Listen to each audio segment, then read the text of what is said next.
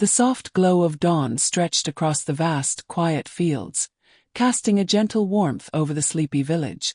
The sky, a delicate canvas of pinks and oranges, slowly merged with the pale blue of the morning. The sun was a shy, golden orb peeking over the distant hills, its rays slowly crawling down to touch the earth below. In the air, a crispness lingered, as if the night had just released its last breath before surrendering to the new day.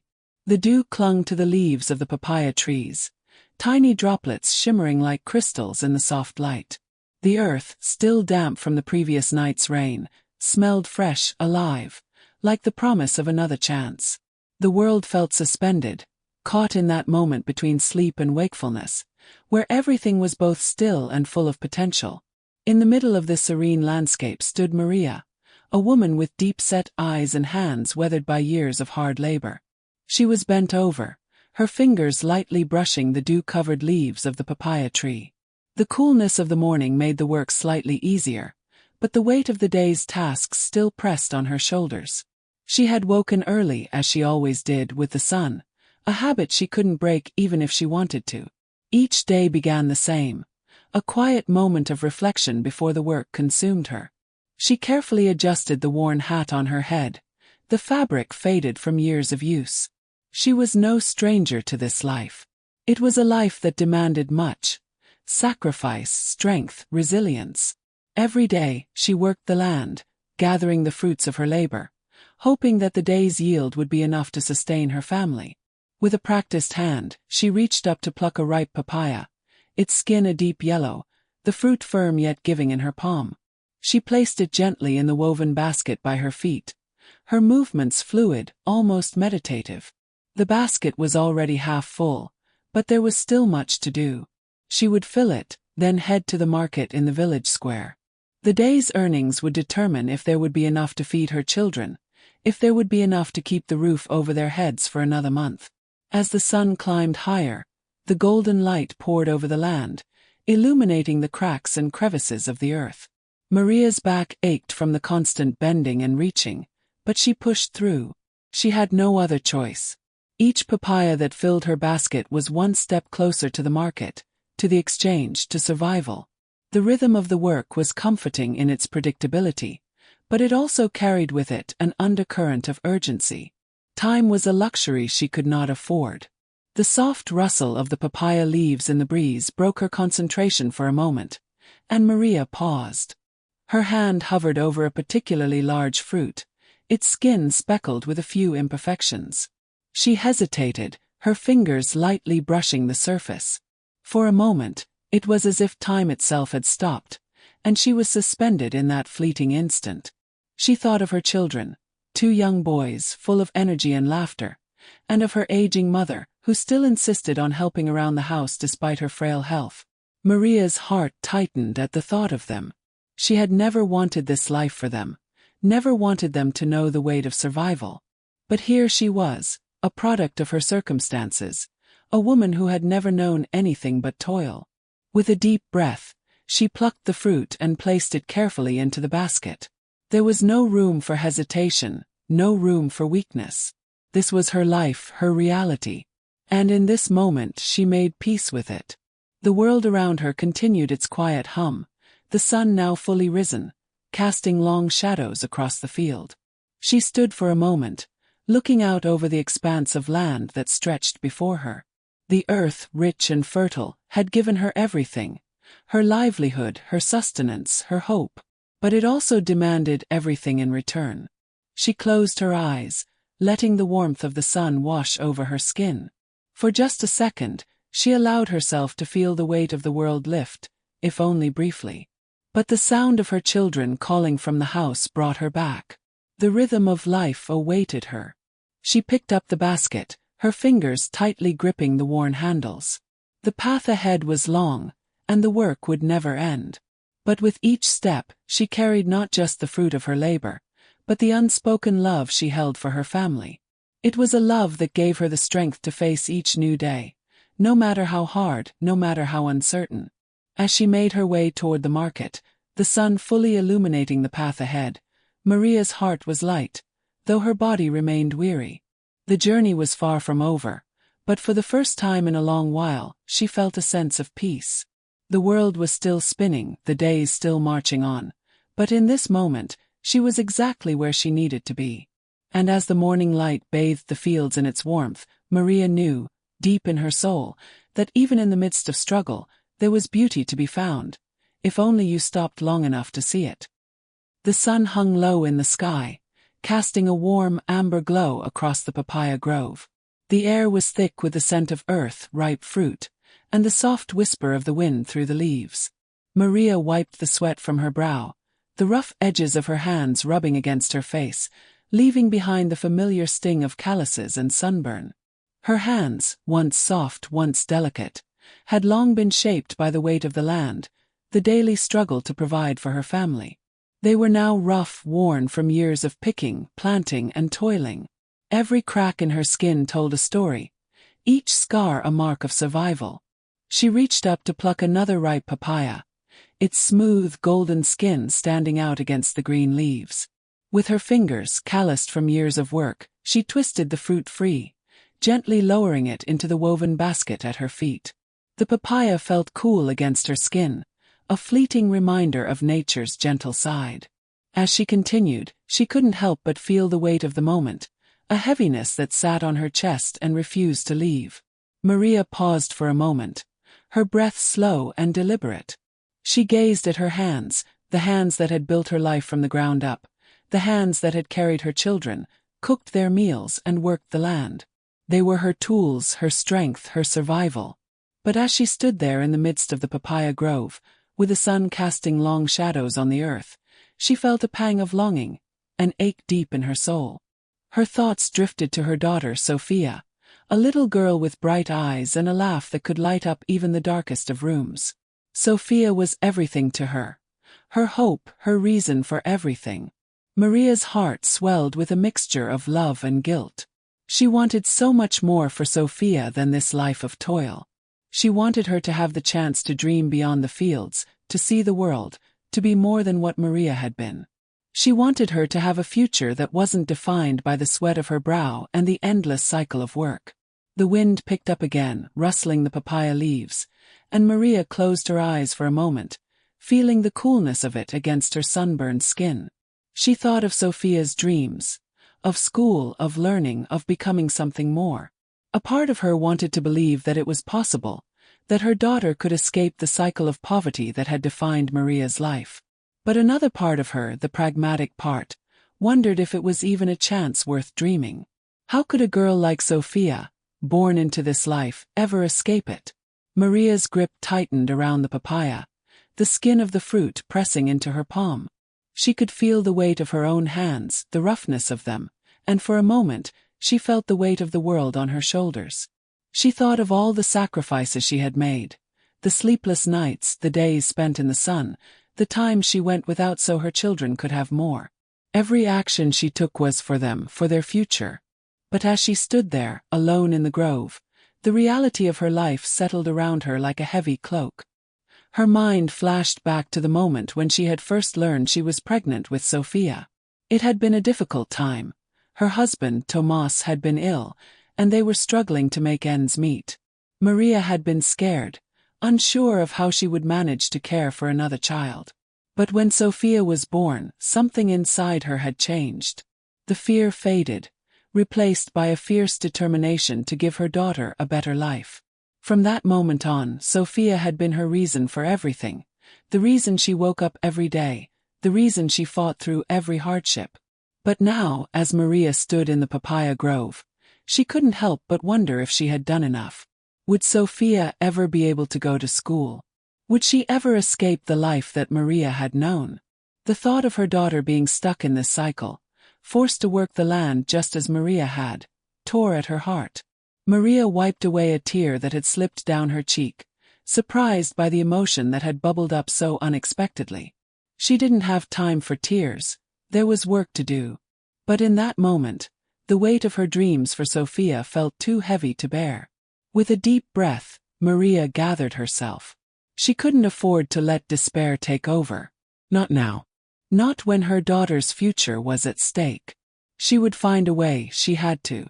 The dream of a better life for Sophia was not just hers. It was theirs together. And though the path ahead seemed impossible, she knew that as long as she had breath in her body, she would fight for that dream. As the sun climbed higher in the sky, casting its golden light over the grove, Maria stood tall. She didn't have much, nothing but her hands, the land, and her love for her daughter. But she would use whatever she had to give Sophia the life she deserved. She would work, she would sacrifice, and she would fight. She looked out over the field one last time before turning back to the basket, her hands reaching for another papaya. There was no time to waste. The world might not change for her, but maybe, just maybe, it could change for Sophia. With the soft rustle of the papaya leaves and the sun shining brightly above, Maria knew that no matter how difficult the journey, she would never stop dreaming for her daughter. The future was uncertain, but as long as Sophia had her, she would never have to face it alone. And in that quiet moment, as the wind whispered through the trees and the sun bathed the world in light, Maria felt a deep, unspoken peace settle in her heart. She would make sure her daughter's dreams would not die with her. The morning was quiet, peaceful. The kind of morning that promised nothing but the mundane repetition of daily life. Maria stood at the side of her humble home, the air cool with the remnants of night, her worn fingers gripping the handlebar of her old bicycle. The sun had just begun to rise, casting a soft golden hue over the dusty road that led to the market. The sound of birds chirping and the faint rustle of the leaves in the breeze filled the silence, creating a calm, almost sacred atmosphere. Maria had done this countless times before. She had woken up early, packed her bicycle with the day's haul of papayas, and set off down the familiar path to the market. It was a routine she had grown accustomed to over the years, one that had become as much a part of her as her own breath. The bicycle, though old and creaky, had carried her through countless days like this. Its tires, worn thin from years of use, creaked in protest as Maria adjusted the heavy load of fruit. The basket was full, the bright yellow papayas peeking out, their smooth skins glistening in the morning light. She placed one hand firmly on the handlebars, the other adjusting the load, ensuring it was balanced just right. She glanced at her small house one last time before pushing off, the familiar motion of pedaling bringing her a sense of calm. Her life was simple, rooted in this routine. It was a life of hard work and sacrifice, but it was the only life she had ever known. The market was always bustling, filled with the chatter of vendors and customers, a constant reminder that, no matter how hard the work, the world kept moving forward. Maria's only hope was that the papayas would fetch a good price today, enough to buy food for her children and perhaps even a small treat, something sweet to make the endless days of hard work feel just a little bit easier. As the bicycle rolled down the dirt road, Maria's thoughts drifted to her children. Sophia, her daughter, had been especially quiet lately. She was bright, curious, and full of potential, but the weight of their circumstances hung heavily on her young shoulders. Maria had always promised herself that her children would have more than she did, that they would have a chance to escape the cycle of poverty that had trapped her for so many years. But with each passing day, it felt like that dream slipped further and further out of reach. She pedaled steadily, the rhythm of the motion almost hypnotic. The road before her stretched on endlessly, the same familiar path leading her toward the market. She had walked this road in both light and darkness, in joy and sorrow, and today it seemed like any other. Nothing stood out. Nothing hinted at the change that was about to come. And yet, it was in this very ordinary moment that fate had something different in store for her. Maria reached a familiar bend in the road, the one where the trees arched overhead, casting long shadows in the early morning light. She had passed this spot 1,000 times before without a second thought. But today something felt different. The air seemed to shift, the usual stillness of the morning suddenly heavier, charged with an unexplainable tension.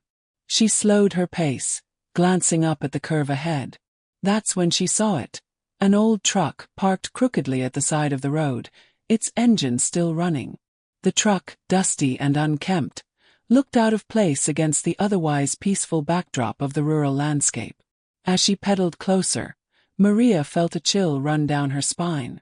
Her instincts, honed over years of living on the edge, told her something was off. A man stood by the truck, his back turned to her. He wore a wide-brimmed hat, his features obscured by the shadows, but there was something about the way he stood, too still, too deliberate, that sent a wave of unease through Maria. She considered turning back, taking a different route to the market, but she knew that wasn't an option. The road ahead was the only way to get to the market, and she had no time to waste. Her heart began to race as she approached the man. She had passed him now, but just as she thought she was safe, the sound of his voice reached her ears. "Hey!" he called out, his tone gruff but not threatening. Maria's grip on the handlebars tightened, her body instinctively tensing. She stopped, unsure of what to do, unsure of what this moment meant. Her breath caught in her throat, her mind racing. It wasn't unusual for people to stop and ask for help on the road, but something about this encounter felt different. Something about the way he had called out felt wrong. Turning slowly, Maria faced the man, forcing her voice to sound steady. "Can I help you?" she asked, the words coming out more strained than she had intended. The man stepped forward, his face coming into view. He was older than she had first thought, his weathered skin lined with deep creases from years spent under the sun. His eyes were a pale blue, almost too pale, and they locked onto hers with an intensity that made her feel exposed, vulnerable. "I've got something you might be interested in," he said, his voice lowering as he pulled something from his pocket. It was small, metallic, glinting in the early morning light. "A little something to make your life easier." Maria felt a surge of caution. Her instincts screamed at her to turn and leave, but there was something about his presence, something about the way he was speaking, that kept her rooted to the spot. Her mind raced, weighing the possibilities. What could this man want? Was he dangerous? Should she flee? Before she could respond, the sound of another vehicle came from behind, the familiar rumble of a passing car. The moment was shattered, the tension hanging in the air dissolving into nothingness. The man looked over his shoulder, his expression flickering with something Maria couldn't quite place. Then, without another word, he turned and walked back toward the truck, disappearing into the shadows. Maria stood frozen, her heart pounding in her chest, her body still caught in the aftershock of the encounter. She stood there for a long moment, unsure of what had just happened, unsure of what this moment meant. She could still hear the hum of her bicycle, still feel the weight of the papayas in the basket, still see the world as it was before the man's voice had shattered her calm. With a deep breath, Maria shook herself from the daze, her hands trembling as she adjusted the load on the bike. She continued on, her thoughts swirling, unsure of what had just transpired. But deep down, she knew that this encounter, this strange and unsettling moment, would stay with her. It would become a part of her story, a chapter in her life that she could never forget. As the market came into view, the familiar bustle of voices and movement calmed her, grounding her in the present. But something had shifted, a new awareness in the air, a sense that this day, so ordinary at first, would never be the same again. The curve in the road had been the turning point, a moment when the ordinary had collided with the unknown. And as Maria pedaled forward, she couldn't shake the feeling that her life had changed, perhaps forever, right there at the bend. The sun hung low in the sky, casting a golden hue across the desolate country road. The gentle rustling of the tall grass swayed with the wind, while the occasional chirp of a lone bird was the only sound that broke the silence. It was the kind of late afternoon where time seemed to slow down, the fading light casting long shadows across the cracked earth. The road stretched on, endless and empty, with only a few scattered homes far in the distance. The world felt still, like the calm before a storm. Maria, her hands tightly gripping the handlebars of her old bicycle, pedaled steadily along the dirt path. The basket on her bike was half full of papayas, bright yellow fruits that would hopefully bring in enough money to feed her children for the next few days. She had done this countless times before, her routine a steady rhythm of labor and hope. The day had been like any other, her mind consumed with the simple task of getting to the market before the sun set. As she neared the bend in the road, her heart began to quicken for no apparent reason. The air felt heavier, like a fog was settling in, though the sky was clear. The feeling in her chest was unexplainable, a gnawing sense of unease that seemed to grow with each petal. Then, as she turned the corner, it happened. Maria's breath caught in her throat. There, lying on the side of the road, curled up against the tall grass, was a child. A small, fragile figure, huddled like a forgotten doll. The little one's body was barely visible beneath the sweeping blades of grass, but Maria could see enough. The child was so still. Too still. Her heart lurched. A chill spread across her spine as her mind scrambled to process what she was seeing. She slammed on the brakes, the bicycle screeching to a halt, the metal frame groaning in protest. She leaned forward, eyes fixed on the child, her breath shallow and rapid. The world around her seemed to blur as everything else faded away, leaving only that small, lifeless form in the grass. Maria's hands shook as she dismounted from the bike. She had to be imagining this. She had to. But as she moved closer, the truth became undeniable. It was real. The child, no older than 4, lay motionless with her arms wrapped tightly around her tiny body. The ragged clothes that clung to the child's skin were caked in dirt.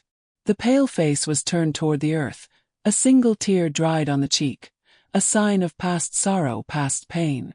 For a moment Maria stood frozen. Her mind raced. What was this child doing here, all alone in the middle of nowhere? How had they ended up like this? The questions were endless, but they didn't matter. Not now. The only thing that mattered was this child, this innocent life left forgotten in the dirt. Maria's legs felt weak beneath her, but she forced herself to move. She knelt beside the child, her hand trembling as she gently touched the little one's shoulder. The warmth of the child's body under her fingertips made her heart ache. The warmth meant life, but it also meant the agony of survival. How could this child have been left here, alone? She leaned closer, brushing the hair away from the child's forehead, her breath catching as she noticed the faint pulse beneath the skin. Alive. The child was alive, but barely. Maria's mind scrambled, her hands frantic as she lifted the child into her arms. The small body was limp, weightless, but warm against her chest. Maria's heart was pounding in her ears now, each beat echoing in her head like a drum, urging her to act. The child's face was streaked with dirt, but Maria could see the faintest traces of youth in the delicate features. High cheekbones, tiny lips, soft skin. Maria's own tears welled up, though she barely noticed them. Her chest tightened with a mixture of disbelief, anger and sorrow. Who could do this? Who could leave a child to die alone in the dirt? Without thinking, she stood, clutching the child's fragile form tightly to her chest, and began walking back toward her bicycle. Every step felt like an eternity, the weight of the child's life in her arms bearing down on her like 1,000 pounds. She could feel the pulse of life, but also the weight of abandonment, the desperation. Her mind raced through a blur of thoughts. Where was this child's family? Was there anyone searching for them? The emptiness of the road stretched on, offering no answers. Maria's thoughts swirled, but her body moved on instinct. The urgency of the moment, this child's life depending on her, was all-consuming. She could feel the eyes of the world on her, as if the very universe was holding its breath, waiting for her to make the right choice. As she reached the bicycle, Maria carefully laid the child in the basket, arranging the small body with care. The papayas were pushed aside, forgotten for now. Maria pulled the straps of the basket tight, ensuring the child was secure. For a long moment Maria stood there, staring at the child's pale, angelic face. There were no words that could express the whirlwind of emotions inside her. She was numb, lost in the weight of it all, trying to process what had just happened, trying to find some way to make sense of the tragedy unfolding before her. But there was no time for understanding, no time for questions. There was only action. Maria swung one leg over the bicycle, her hands steady now as she gripped the handlebars. Her heart pounded fiercely, but her mind was sharp, focused. The road ahead felt different now. Every pedal, every motion seemed to carry the weight of the child's life. The once familiar road now felt like a path leading into the unknown. But Maria didn't care. She rode with purpose, her focus entirely on the child in her basket. The village was close, but it might as well have been a lifetime away. As the bicycle tires kicked up dust and Maria pedaled faster, the world around her faded. The only thing that existed now was the tiny heartbeat that kept time in her arms, the fragile life that she had saved, and the unspoken promise she had made to herself. No one would be left behind. Not on her watch. And as the horizon grew closer, Maria knew one thing for certain. No matter where this road took her, she would fight for this child, fight for their life, their future, because that was all she could do. That was the only thing that mattered now. The late afternoon sun hung lazily in the sky, casting a golden glow over the desolate country road. The wind whispered through the tall grasses that lined the path, gently swaying the blades, creating a soft rustling sound that seemed to echo in the vast emptiness of the landscape. Everything about this moment felt peaceful, serene. Too peaceful, as if the world had paused for just a brief second, holding its breath. Maria pedaled along the dirt road, the sound of the old bicycle tires crunching beneath her filling the silence. Her thoughts were focused, as they often were, on the simple task of reaching the market before the sun set. The basket in front of her was packed with ripe papayas, their bright yellow skin a stark contrast to the dull brown of the road beneath. She had done this journey countless times before, the path always the same, her routine as reliable as the rise and fall of the sun. She thought about her children waiting at home. Sophia, with her bright eyes full of wonder, and little Matteo, always asking questions, always full of life. But as she approached the bend in the road, something unexpected caught her attention. The air seemed to thicken for a brief moment, and the quiet felt heavier, more oppressive. Then through the tall grass she saw it. A small figure curled up on the side of the road. Maria's breath caught in her throat. For a split second, her mind tried to process what she was seeing, but it couldn't make sense of it. There, lying motionless beside the dirt path, was a child. Her body froze. She couldn't breathe, couldn't think. The child, no older than 3 or 4, was curled up in a tight ball, the frail little body barely visible beneath the overgrown grass. The child's small hands were tucked close to the chest, and their face was hidden, the body so still that Maria feared the worst. She couldn't imagine how the child had ended up here, alone, in the middle of nowhere, so far from any home or village. The world around her seemed to blur. Her heart hammered in her chest, every beat louder than the next. Without thinking, she pulled sharply on the brakes, bringing her bicycle to a screeching halt. The bike teetered dangerously for a moment, but Maria's gaze never left the child. Trembling, she dismounted and walked cautiously toward the figure, her every step heavy with dread. The wind had picked up, carrying with it the scent of earth and grass, but it did nothing to ease the sudden panic rising in her throat. She knelt beside the child, her knees hitting the hard ground as she reached out with trembling hands. Her fingers brushed the child's small, cold shoulder, and she gasped when she felt the faintest rise and fall of breath. The child was alive. Tears stung Maria's eyes as she gently rolled the small body over, careful not to startle or hurt the fragile form. The child's face was streaked with dirt, their lips cracked and dry, their eyes closed in exhaustion or maybe just the weight of whatever had brought them here. Maria's chest tightened. She couldn't fathom how someone could abandon a child like this, alone in the wilderness, with no one to protect them. The child's eyes fluttered open, barely, and Maria's breath caught in her throat. The gaze they met was hollow, distant, as if the child had seen too much, suffered too much for someone so young. But despite the emptiness in their eyes, there was still a spark, still a trace of life, of hope. A sharp cry cut through the air, the child's voice cracking with the pain of a hunger that no one had answered. It echoed across the empty field, a desperate, heart-wrenching wail that seemed to pierce the very air around her. Maria's body tensed, her heart breaking with each tortured sob. The sound was unbearable, and she knew in that moment that she couldn't walk away. She couldn't leave this child alone. She scooped the child into her arms, the small, fragile form so light it felt as though she were holding a ghost. Her hands were shaking, but she held the child close, instinctively trying to offer comfort. The child whimpered, burying their face in Maria's chest, seeking warmth, seeking solace, as though they knew, somehow, that Maria would be their savior in this moment. As Maria cradled the child against her, she could feel the tremors of their tiny body, the weight of the world pressing down on them. She could feel the dirt and the dust of the road clinging to their skin, but more than that, she felt the heavy silence that had taken the child's innocence, that had stolen away any hope they might have had. Maria's mind raced. What could she do? What should she do?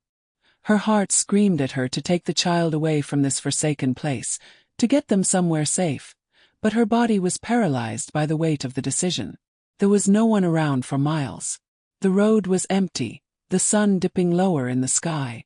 But as the child cried softly in her arms, something inside Maria stirred. This wasn't just a decision, it was a calling.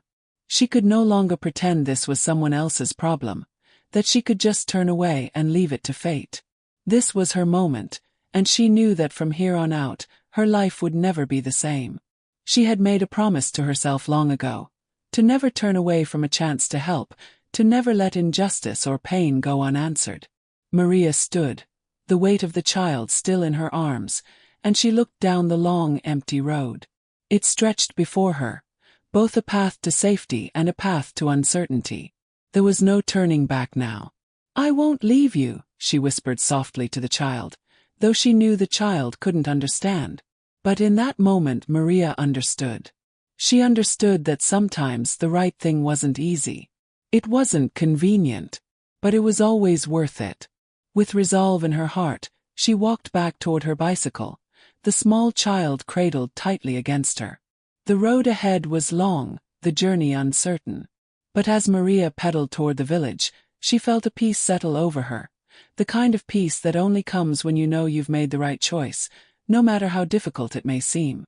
And as the wind whispered through the grass, carrying the last of the sun's golden light, Maria knew that this child's life had just become hers to protect.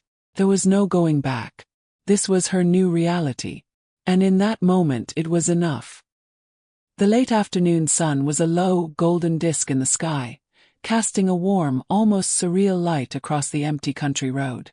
The land stretched out on either side, an expanse of tall grass swaying gently in the breeze. Everything about the scene felt eerily still, like time itself had slowed down, as though the earth was holding its breath. The only sounds were the soft rustle of the leaves, the faint chirp of a bird, and the quiet hum of Maria's bicycle tires as she pedaled along the road. Maria had done this journey countless times, the familiar path from her small home to the village market. Her thoughts were occupied with the same concerns as always: getting to the market in time, selling the papayas in her basket, providing for her children. It was a routine, a cycle that repeated day after day, one she had long come to accept. But today was different. As Maria neared a bend in the road, something caught her eye. A figure, small, huddled, barely visible among the tall grass. For a brief moment, her mind couldn't process what she was seeing. She slammed on the brakes, the screech of the tires slicing through the calm, and her heart skipped a beat. The bicycle lurched to a stop, and she stared at the figure in disbelief. Child. A small, frail child lying motionless on the side of the road. Maria's breath caught in her throat. She dismounted from the bicycle, her legs weak, her mind struggling to comprehend the scene before her. The child, no older than 4 or 5, was curled up in a ball, her tiny body tucked against the grass as if she had been abandoned, forgotten. Her clothes were ragged, her face obscured by dirt and grime. There was something haunting about the way the child lay there, so still, so lifeless. Maria's hands trembled as she approached. The silence around her felt deafening, the weight of the moment pressing down on her chest. She could feel her pulse pounding in her ears as she knelt beside the child. Her hands, once steady from years of hard labor, shook violently as she gently lifted the child's limp body into her arms. Her mind raced, 1,000 thoughts flying by. How had this child ended up here? Alone. Abandoned. But before she could dwell on it further, the quiet was shattered by a single heart-wrenching cry. A sharp, desperate wail that seemed to tear through the air. The sound was raw, full of pain and fear, and it cut through Maria like a knife. Maria's heart jolted in her chest, and without thinking, she pulled the child closer, instinctively trying to comfort her. The small, trembling body in her arms felt warm, but the desperation in the child's voice, the sound of a soul crying for help, was enough to shatter Maria's composure. The child's cries echoed through the quiet fields, and for the first time in what seemed like forever, Maria felt the weight of the world shift. She knew that she couldn't leave this child, no matter how terrifying or overwhelming the situation seemed. There was no other option now, no turning back. The cry that shattered her heart. The wind picked up, carrying the child's cries far across the fields, the sound blending with the rustling grass. The sky had darkened, and Maria could feel the chill of the evening setting in. But she couldn't think about the cold. She couldn't think about anything except the child in her arms. The child's tears had slowed, but they left a trail of sorrow behind, streaking down her dirty cheeks. Maria held her tighter, her heart pounding in her chest. She looked around frantically, her eyes searching the empty road, the empty fields. There was no one in sight, not a single soul. The child's cries had gone unnoticed by the world, just like the child herself. Maria's gaze turned back to the child, her thoughts racing. She couldn't just leave her here. She couldn't walk away. Not when the child needed her. But what could she do? Where could she take her? Maria felt the weight of the decision press down on her. She couldn't just carry the child to the village. She had no idea who the child was, where she came from, or if anyone was looking for her. But one thing was clear. The child was alone. Abandoned. She hugged the child closer, whispering soft words of comfort. The child's sobs had stopped, but Maria could feel the tremor in her own body as she held the fragile little form. She had always been a woman of action, but in this moment she was paralyzed, caught between the overwhelming fear of the unknown and the overwhelming need to protect this child. A stranger's embrace. Maria took a deep breath and made a decision. She wasn't going to leave the child. She couldn't. No matter what it took, no matter where this journey would lead, she would keep the child safe. She would carry her with her. Slowly Maria stood, her legs unsteady as she held the child in her arms. The small body felt so light, so fragile, and it sent a wave of protectiveness through Maria's heart. Her thoughts were scattered, a whirlwind of confusion, but one thought remained clear. This child needed her. This child was hers to protect, for better or worse. She placed the child gently in the basket of her bicycle, her movements careful and deliberate. The papayas in the basket had been pushed aside, their vibrant colors forgotten in the face of this far more urgent need. As Maria mounted her bicycle, the child's soft breath barely audible against her chest, she looked down the empty road, the evening sky now a deep shade of purple. The path ahead seemed long, uncertain. But she knew one thing for sure. She couldn't go back. There was no turning back now.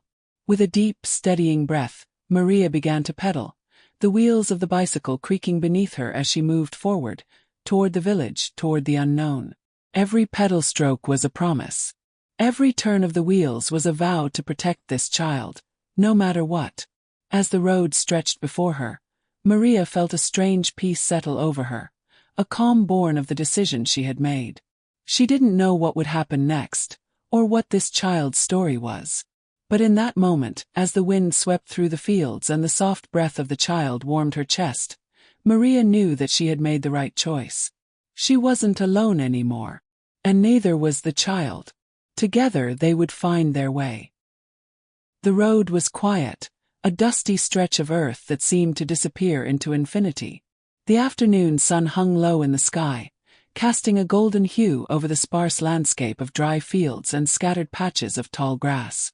There was a certain serenity to the scene, an eerie calmness that hung in the air, interrupted only by the rhythmic hum of the bicycle as Maria pedaled along the road. The world felt far away, as if time had slowed, and the only thing that mattered was the familiar path before her. The task was simple, the journey routine. Maria was headed to the market, her basket filled with ripe papayas ready to sell. She thought about her children waiting at home. Her daughter Sophia, always eager to hear about her Mother's Day, and little Matteo, full of questions, always curious about the world. It was the same thoughts that filled her mind every day on this journey, a quiet moment to reflect on the life she had built for them, despite its challenges. But today something was different. As Maria approached a curve in the road, she noticed something odd in the distance. At first, she couldn't quite make it out, but as she neared, her heart skipped a beat. There, lying motionless in the grass beside the road, was a small child, curled up in a tight ball. Maria's breath caught in her throat. She slammed on the brakes, the bicycle jerking to a stop. For a moment she just stared, her mind struggling to process what she was seeing. The child's small body was barely visible beneath the overgrown grass, but it was unmistakably there. A child, alone, vulnerable and motionless. Her heart raced as she quickly dismounted, her legs shaky beneath her. She stumbled toward the child, her pulse thumping in her ears. She reached the small form and knelt down beside it, her hands trembling as she gently touched the child's back. The child's skin was cold, clammy, and she wasn't sure if the small body was even breathing. The world around her seemed to blur, the weight of the situation pressing in. What had happened to this child? Why was she here, alone, in the middle of nowhere? Maria felt a surge of panic, but it quickly shifted into a deep sense of urgency. She couldn't leave this child. She couldn't simply walk away. She had to do something. The choice of compassion. Her mind raced as she cradled the child in her arms, the tiny form limp and fragile. The child was so light, it was as if the life had been drained from her already. Maria's heart clenched at the thought. She looked around frantically, hoping someone, anyone, might be nearby, but the road was empty. There were no houses in sight, no one coming or going. The child's eyes fluttered open, barely, and Maria gasped. The eyes were dull, lifeless, haunted, as if the child had seen too much, endured too much. She whimpered weakly, her face pale, and Maria's throat tightened. She could hear the faintest sound of breath escaping the child's lips, and it felt like the world had exhaled with her. Maria couldn't just leave her here. Every instinct screamed at her to act, to save the child. She glanced back at her bicycle, her only mode of transportation, the only way to get help. But it wasn't enough. She knew that if she left, if she took the bicycle to the village, it might be too late. The thought of abandoning this child in such a state felt like a betrayal, like she would never forgive herself. She pressed the child closer to her chest, and her mind flashed to something her mother had once said. Saving one life is more valuable than building 7 temples of idols. The words echoed in her mind, resonating with a truth she couldn't ignore. Her conscience screamed for action. She couldn't walk away. With a deep breath, Maria made the decision. She would take the child home. She would save her. She looked down at the fragile little face, the small, pale lips barely parted as the child took shallow breaths. Maria's heart clenched. She had no idea what had happened to this child, where she came from, or if anyone was looking for her. But in that moment none of that mattered. What mattered was that she had found her, and that Maria could do something. She gently adjusted the child in her arms, making sure the small body was secure, and carefully placed her into the basket of the bicycle. The papayas, once neatly packed, were now jumbled in the basket, their bright yellow skins forgotten in the face of this new, urgent task. A journey of compassion. Maria mounted the bicycle, her hands still trembling as she gripped the handlebars. She glanced down at the child, whose small, fragile form barely took up space in the basket. The wind began to pick up, the sky darkening with the onset of evening. The road ahead seemed longer now, the familiar path stretching on endlessly. But Maria didn't care. The only thing that mattered was getting the child to safety. With a deep breath, Maria began to pedal, her legs pushing the pedals with slow, deliberate motions.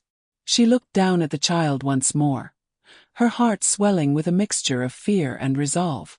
She couldn't help but wonder what would happen next. Would anyone be looking for this child? Would she be okay? But there was no time for questions. There was only time to act. As she rode down the empty road, Maria couldn't shake the feeling that something had changed in her, in this moment. It wasn't just the child she had decided to save. It was her own soul too. The weight of the decision, the responsibility of another life in her hands, was enormous, but it felt right. She had made the right choice. The road before her seemed endless, but Maria kept going. She didn't know what the future held or where this journey would lead, but she knew one thing. She wasn't going to leave this child behind. Not today. The wind whipped through her hair, and the evening sky turned darker, the stars slowly starting to emerge. Maria's thoughts drifted back to her children, Sophia, Matteo, and the promise she had made to them, to always fight for a better future, to always act with kindness, no matter how difficult it seemed. As the village came into view, the lights in the distance twinkling like tiny beacons of hope, Maria felt a deep, overwhelming sense of peace. She had made a choice that would change everything. And in that moment, the world felt a little less heavy, the future a little brighter. The child, still lying in the basket, had fallen asleep, her breathing steady and soft. Maria smiled down at her, a silent promise made in her heart. She would protect this child. She would give her the chance she deserved, no matter what. And as the road stretched out before her, Maria pedaled on, the weight of her decision lightened by the simple truth. Sometimes, the greatest journey we can take is the one that begins with a single, selfless choice. Maria's hands trembled as she adjusted the child in her arms, the small, fragile body tucked safely into a bundle of warm blankets. The rhythmic sound of her heart echoed in her chest, mingling with the soft sighs of the child, who had finally fallen into a quiet, exhausted sleep. As Maria made her way to the door, she glanced once more at the empty road behind her, her mind racing with 1,000 unanswered questions. But there was no turning back now. The child was hers to protect, and no matter what the world thought, Maria would not turn her back on her. The village was still, the kind of peaceful silence that often settled in after the work of the day had ended.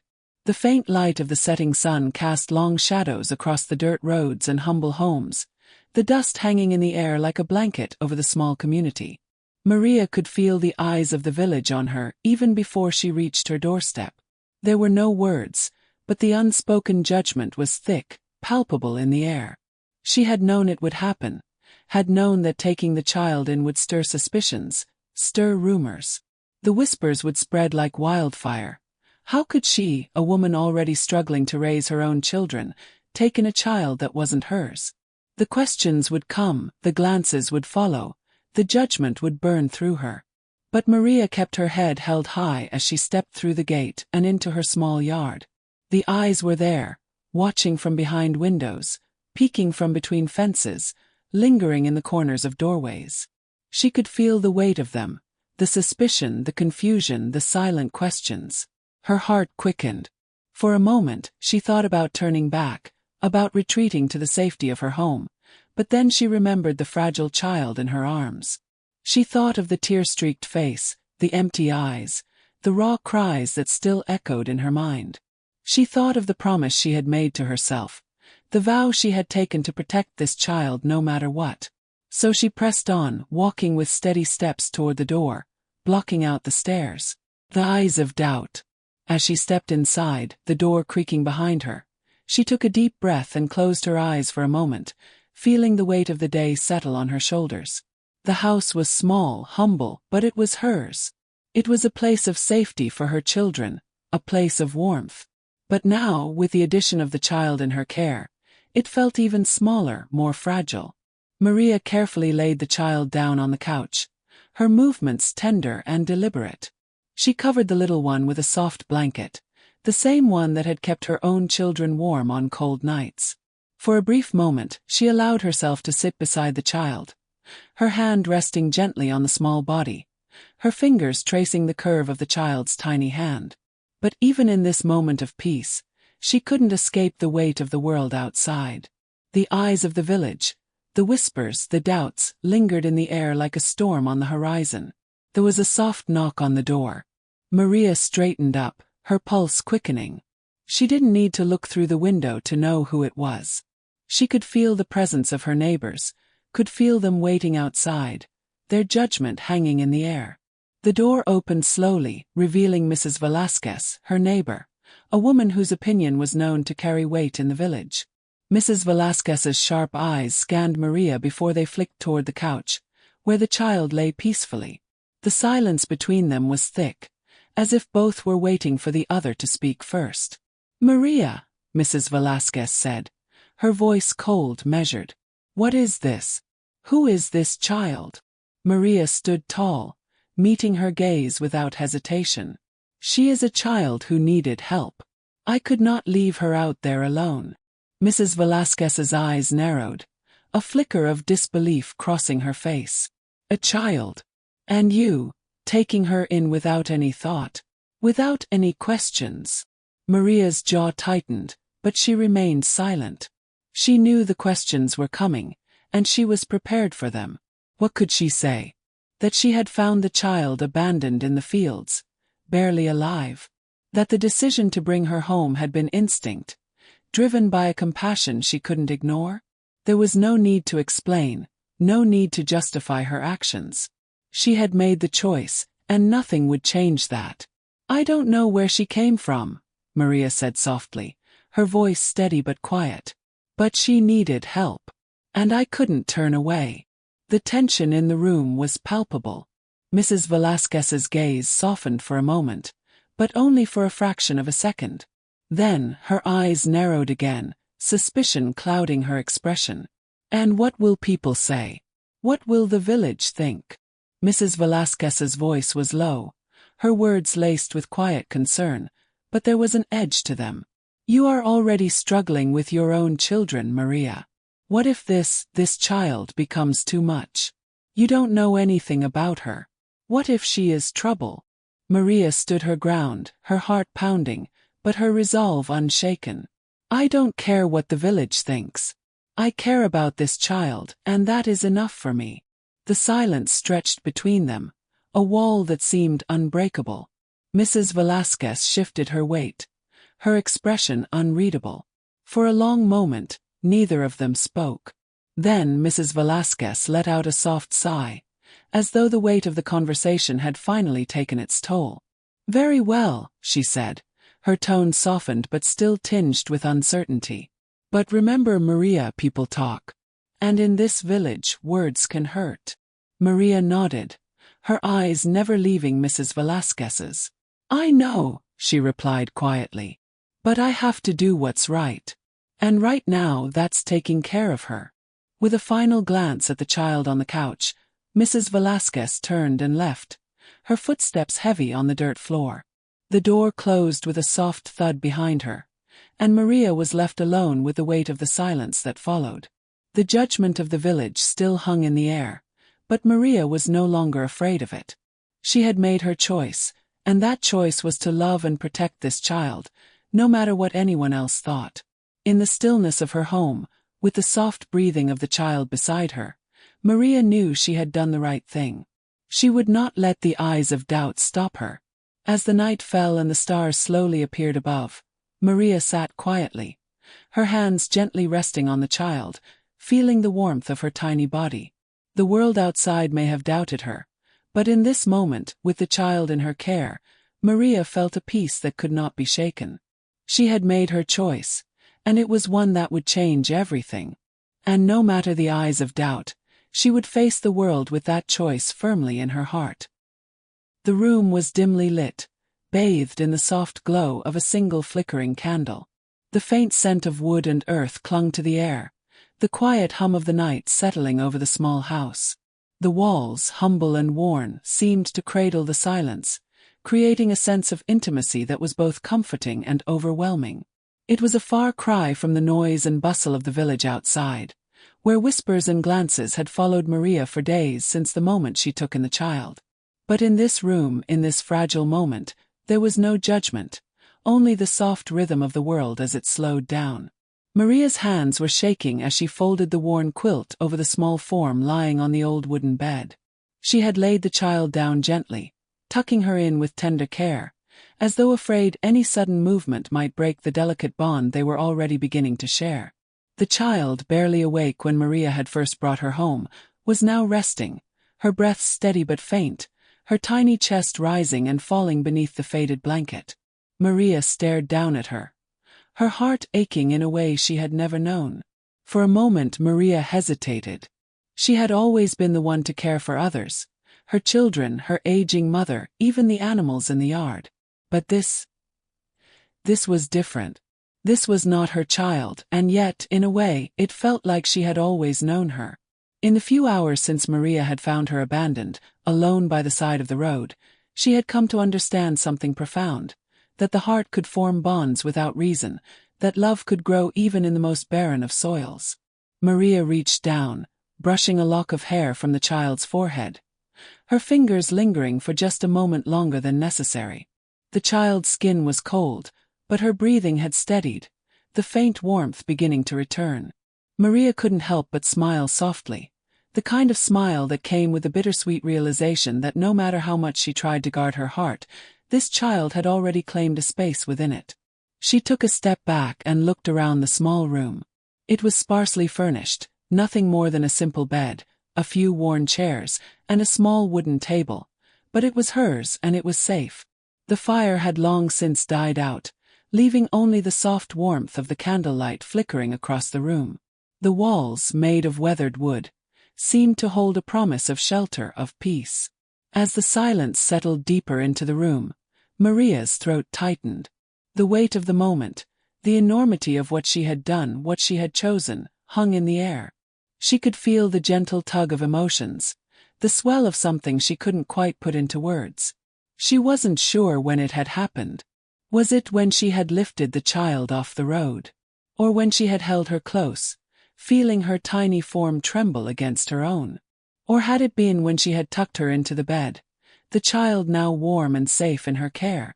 Somewhere, in the quiet moments between the chaos of the world, love had taken root. Maria sat down beside the bed, her body aching from the day's work, but her mind sharp, focused.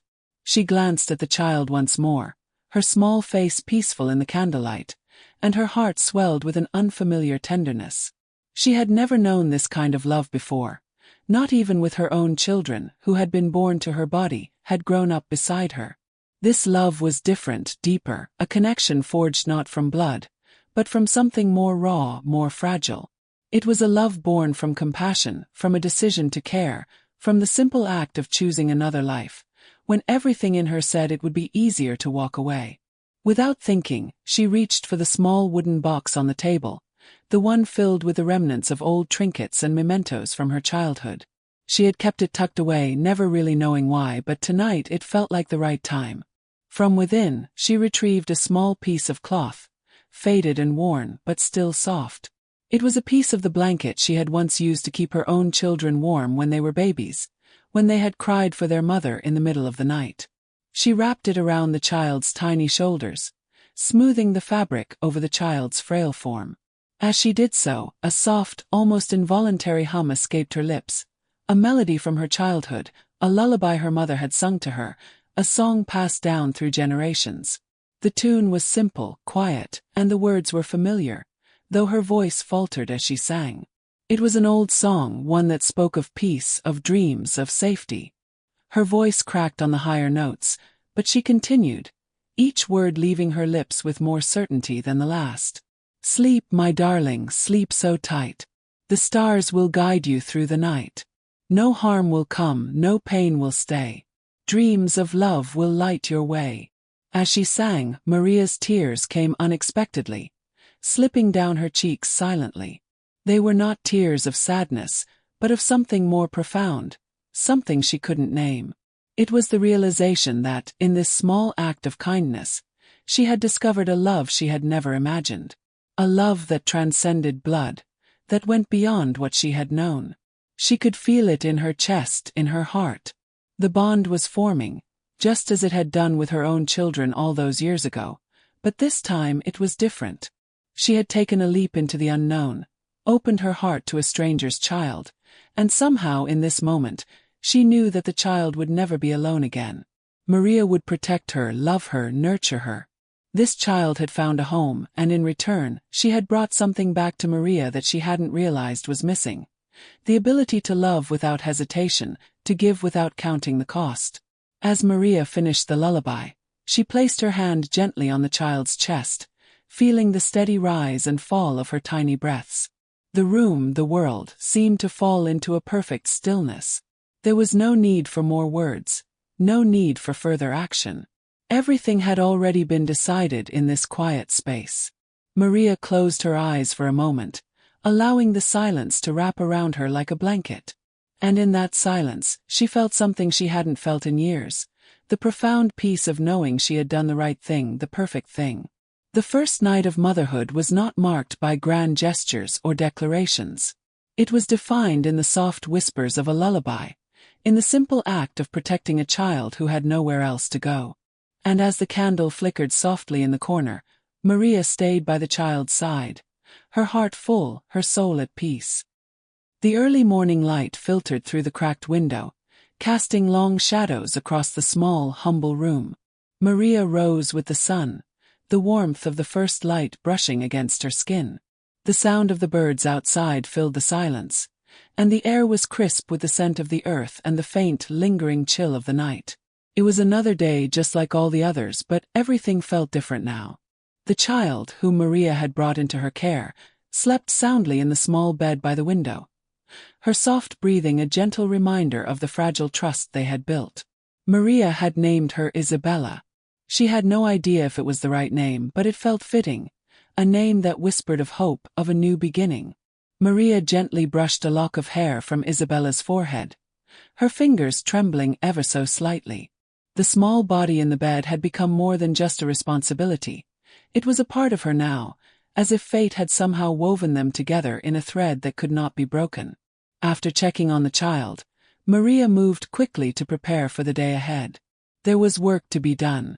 The small house needed cleaning, and she had to make it to the village to sell the remaining papayas she had left from the day before. It wasn't much, but it would be enough to get by.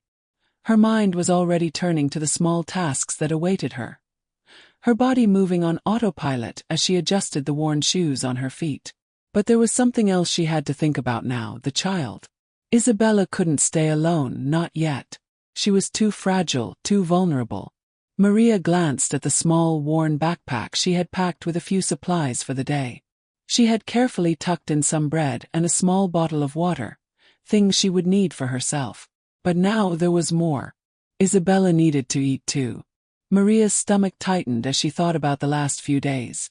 The way she had been running on little more than scraps of food herself, sharing what little she had with the child. It wasn't much, but it was enough. She picked Isabella up gently, cradling her in her arms as she tucked a few extra pieces of cloth around her to keep the child warm. She wrapped her scarf around her neck, and with a final look around the room, she stepped out into the cool morning. The quiet sacrifices. The road to the village was quiet, the sun barely peeking over the horizon. Maria walked slowly, her pace unhurried but steady. With each step, the weight of the child in her arms reminded her of the gravity of her choice. There was no longer a question in her mind that this child was hers to care for, to protect, no matter the cost. She had no idea what the future would bring, but as long as she had breath in her body, she would provide. Isabella's small hand rested against Maria's chest, her warmth a comfort, even in the brisk morning air. Maria looked down at the tiny face nestled against her chest, the child's lashes dark against the pale skin. It was in these quiet moments, in the simplicity of walking through the village with this child in her arms, that Maria realized the enormity of her love. There were no grand gestures, no applause. There was just the weight of responsibility, the small, silent sacrifices that she made every day. But in those sacrifices, there was an unspeakable joy, a fulfillment that couldn't be found in anything else. As they reached the village, the familiar faces of her neighbors appeared. Some greeted her warmly, others watched her with wary eyes, still uncertain of her sudden decision to care for the child. But Maria didn't mind. She had long since stopped caring about what others thought. She had made her choice, and nothing would shake her resolve. The market was small, and the stalls were filled with fresh produce and handmade goods. Maria set Isabella down gently by her side, the child resting in the small fold of the blanket she had brought. She placed a basket of papayas on the table in front of her, adjusting the bright yellow fruit so it would catch the eye of passers-by. As she worked, her mind constantly drifted back to Isabella. She kept an eye on the child, watching as she slept peacefully in the corner, her tiny form barely noticeable in the hustle and bustle of the market. The minutes turned to hours as Maria sold what little she had, the day stretching out before her. Her back ached, her hands were raw, but there was no time to rest. She couldn't afford to. With every papaya sold, every coin exchanged, she thought of the child's needs, the food she needed, the warmth, the love.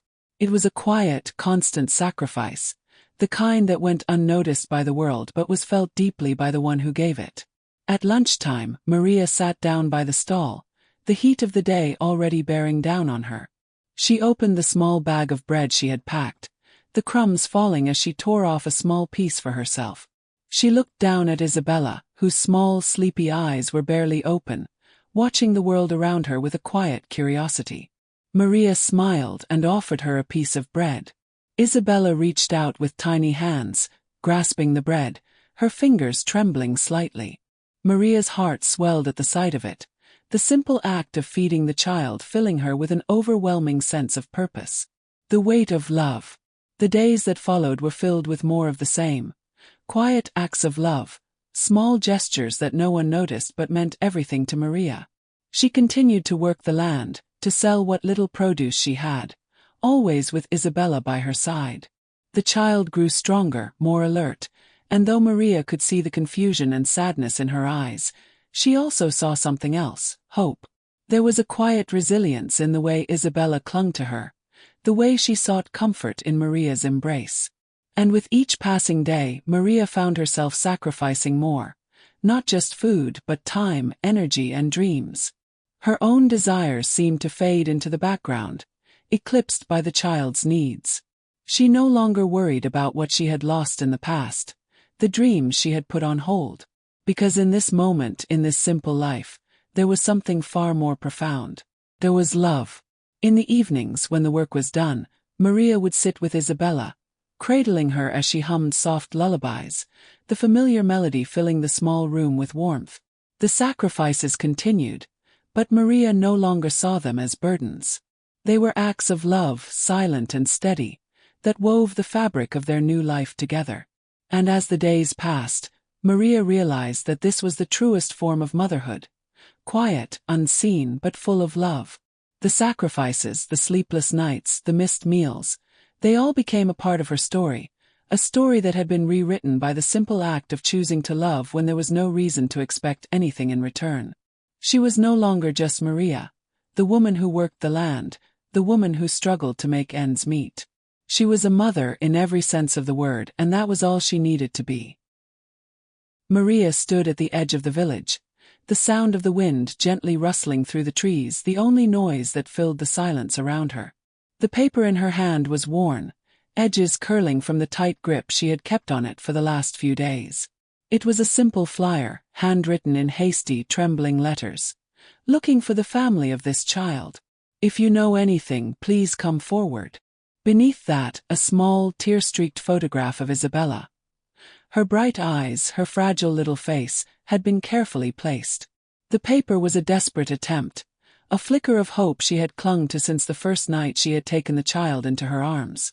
Maria scanned the bustling streets of the village, her heart heavy with each passing moment. She had posted the flyers all over, on the boards outside the market, the small corner store, and even at the local bakery. She had asked around, questioned anyone she could find, trying to uncover the truth about where Isabella had come from, who she belonged to. The village had been kind but distant. The faces of her neighbors had been friendly, but there had been no answers, only polite sympathy and quick glances away.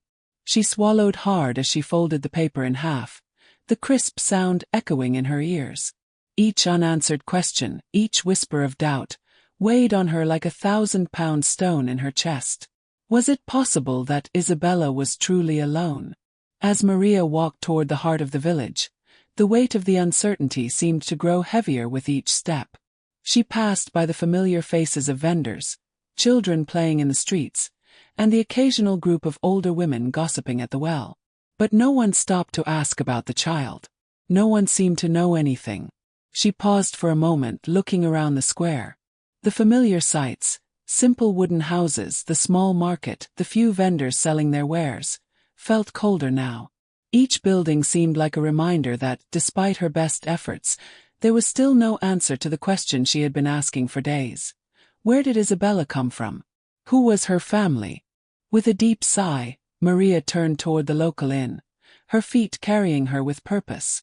She had been told that some travelers passed through there on their way to other villages, and she hoped, beyond reason, that one of them might know something about the child she had taken in. The inn was modest, the wooden sign swaying in the breeze. As Maria entered, the warm scent of bread and stew filled her nostrils. She could hear the soft murmur of voices from the back rooms, the chatter of people unwinding after a long day. Behind the counter stood a young man, his face friendly but tired, his eyes darting toward Maria as she approached. "Good afternoon," Maria said, her voice low, but her words carried the weight of her purpose. "I'm looking for information about a child, a little girl. She was found not far from here, and I need to find her family." The young man blinked, his expression shifting from casual curiosity to concern. "A child," he repeated. "Is she all right? You mean the one they said was found by the road?" Maria nodded, her throat tightening as she spoke the words aloud. "Yes, she's safe now, but I need to find her family. I've posted flyers all over, but no one seems to know anything about her. I've asked around, but nothing." The man scratched his chin thoughtfully. "I haven't heard anything specific about a child being lost," he said, his voice softening. "There was some talk, but mostly rumors. The usual. I'm afraid I can't be of much help." Maria's heart sank. This was the story she had been hearing everywhere she went. The murmurs, the polite nods, the quick reassurances that they hadn't seen anything, heard anything, that the child was just an orphan, abandoned without reason. She forced a smile, though it didn't reach her eyes. "Thank you," she murmured before turning to leave. As she stepped out into the cool evening air, the weight of the world pressed down on her once more. The silent truth. Over the next few days, Maria continued her search. She walked the length of the village, asked questions in every corner, and returned to every shop, every inn, hoping for any scrap of information. But the responses were always the same: pity, hesitation, and silence. No one knew where Isabella's family was. No one had seen anything unusual. It was as if the child had appeared out of thin air. One evening, exhausted and defeated, Maria returned to her small home, her heart heavy with the quiet realization that perhaps the truth was staring her in the face. She sat down beside Isabella, who had fallen asleep in the corner, her small body curled up under a blanket Maria had made just for her. The child was safe here, but her past was still a mystery, an unspoken riddle that Maria could not solve. Maria reached out and gently stroked Isabella's hair, her fingers brushing through the soft locks. The child stirred slightly but didn't wake. Her small face was peaceful in sleep, a stark contrast to the fear and uncertainty Maria had seen in her eyes when they first met. In that moment, Maria felt a fierce love swell within her, an overwhelming need to protect this child, to shield her from a world that had already been cruel. But the thought lingered, nagging at her mind. What if Isabella was truly abandoned? What if there was no family to return her to? The truth was cruel. Maria could feel it settling like a stone in her chest. She had hoped, desperately, that there would be some sign, some clue, that would reveal the child's past, that would lead her back to the family who had once cared for her. But with each passing day, that hope began to fade, replaced by an undeniable understanding. Isabella had been left behind. And as Maria sat there in the stillness of the evening, holding the child in her arms, she realized that this was now her family too. She had no answers to the questions of Isabella's past, no promises of a future where the child would be reunited with her real family. But what she did have was love, a love that had blossomed from the seed of compassion, a love that would not let go, no matter the cost. The village might never know what had happened to Isabella, but Maria did not need their approval or their understanding. She had made her choice. And that choice was to love this child, to be the mother she had never had, to provide her with a future even if it meant facing an uncertain, lonely journey ahead. In that quiet room, with the weight of her decisions settling into her bones, Maria made a vow. She would be Isabella's family. And that was enough. The sun had barely risen, casting soft golden light across the small room where Maria sat, her back pressed against the wooden wall. The air was still and quiet, only the faint sounds of birds chirping outside filled the silence. It was an early morning, and the world seemed to have slowed down just for a moment. Maria's eyes lingered on the child sleeping beside her, wrapped up in the same worn quilt Maria had made for her own children years ago. Isabella's small, peaceful form lay nestled on the pillow, her face framed by a few stray wisps of hair. For a moment, Maria allowed herself to pause, taking in the sight before her, the sight that had become so familiar over the past few months. The child was no longer the fragile, broken little soul that had been abandoned at the side of the road. She was different now. Her cheeks had filled out, her movements had become more confident, and the fear that had once clouded her eyes had begun to fade.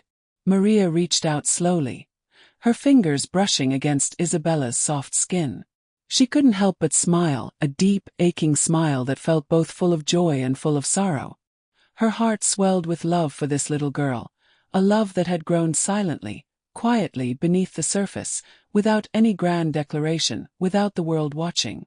But now, as the moments stretched on and the bond between them deepened, Maria understood the gravity of what had happened. She had become Isabella's mother in every sense of the word, and Isabella had become hers. For the first time, Maria allowed herself to think about what it meant to truly be a mother. It was not just about the act of giving birth or providing food and shelter. It was about this, the quiet, subtle moments that no one saw. The moments when you held the hand of a child who had no one else, when you wiped away their tears without asking for anything in return. The moments when the child, no matter how small, began to see you as something more than just a caretaker, more than just someone who provided. Maria's heart fluttered in her chest as she looked down at the child. She reached out and gently stroked Isabella's hair, her touch soft, almost reverent. The quiet stillness of the room felt sacred in that moment, as if the entire world had paused just to let them exist together in that small space. There was no need for words, no need for anything to be said. The bond between them was already there, unspoken but undeniable. And then, just as Maria began to relax, the soft, unexpected sound of a voice broke through the stillness. It was small, barely a whisper, but it was clear. "Mama!" Maria froze. Her breath caught in her throat, her eyes widening in disbelief.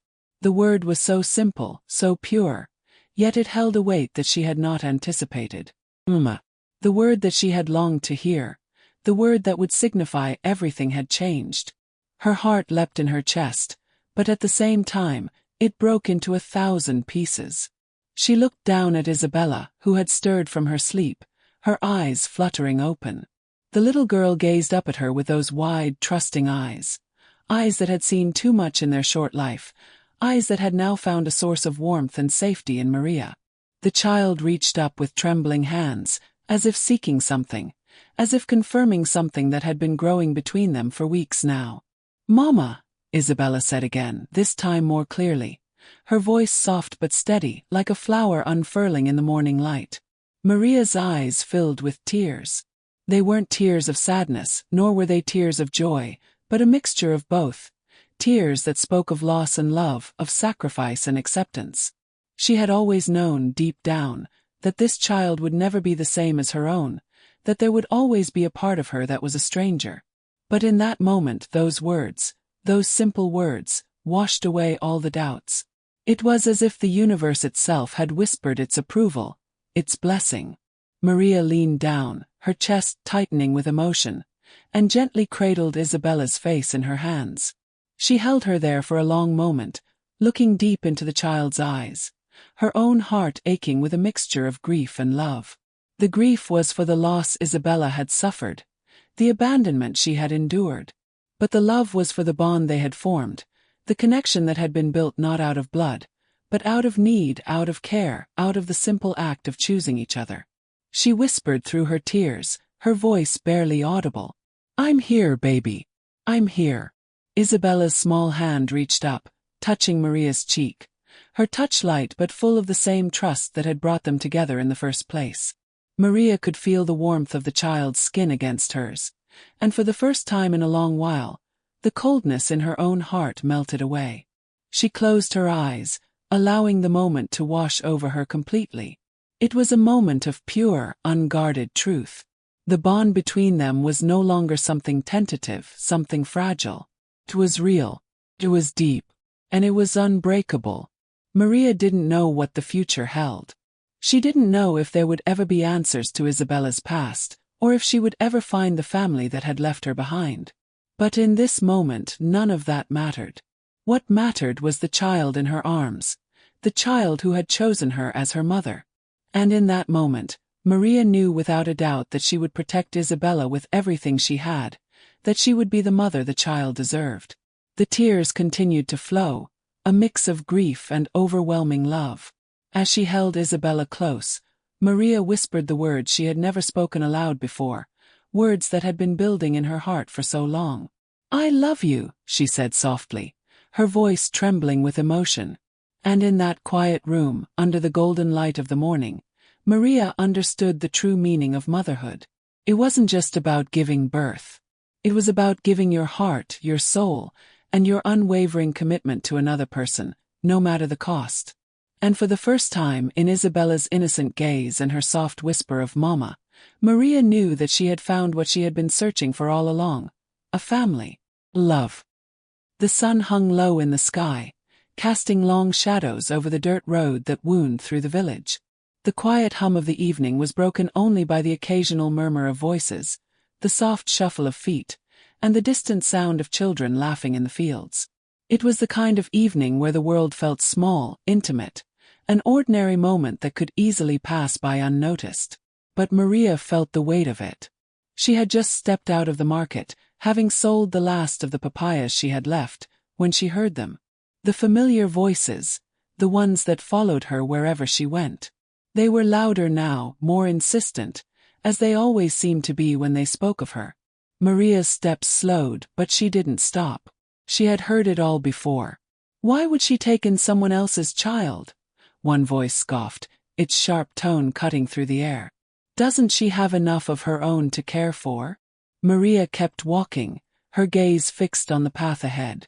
She could feel the heat of their words burning her skin, but she refused to look up, refused to acknowledge them. They had been whispering behind her back for weeks now, ever since she had taken in Isabella.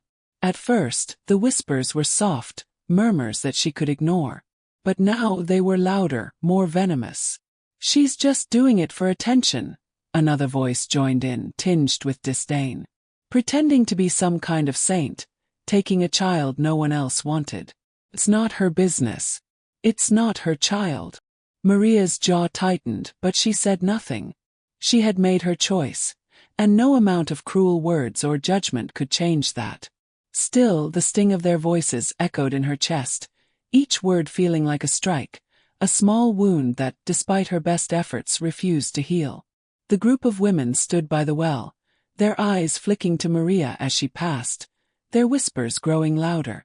They didn't even try to hide it anymore.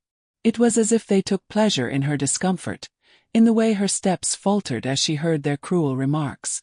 "She thinks she's saving the world," one of the women sneered, the others laughing in agreement.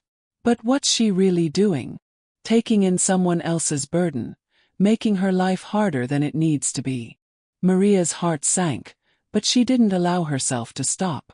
She kept her pace steady, her head held high, even though every step felt heavier than the last. The voices followed her, lingering like a cloud she couldn't shake. Her mind raced, the familiar pain of their words sinking in, but she refused to let it show. She knew what they were saying. She knew the judgment, the disdain. They thought she was foolish, naive, and yet they couldn't see what she saw. The hope in Isabella's eyes, the trust that had formed between them, the love that had grown in ways neither of them had expected. They don't understand, she thought, her chest tightening with the weight of it all. They don't know what it's like to hold a child who has no one else. They don't know what it's like to be the only one who can offer them love, warmth, safety. But still, their voices gnawed at her, relentless and biting. They were right about one thing. Taking in Isabella had made her life harder.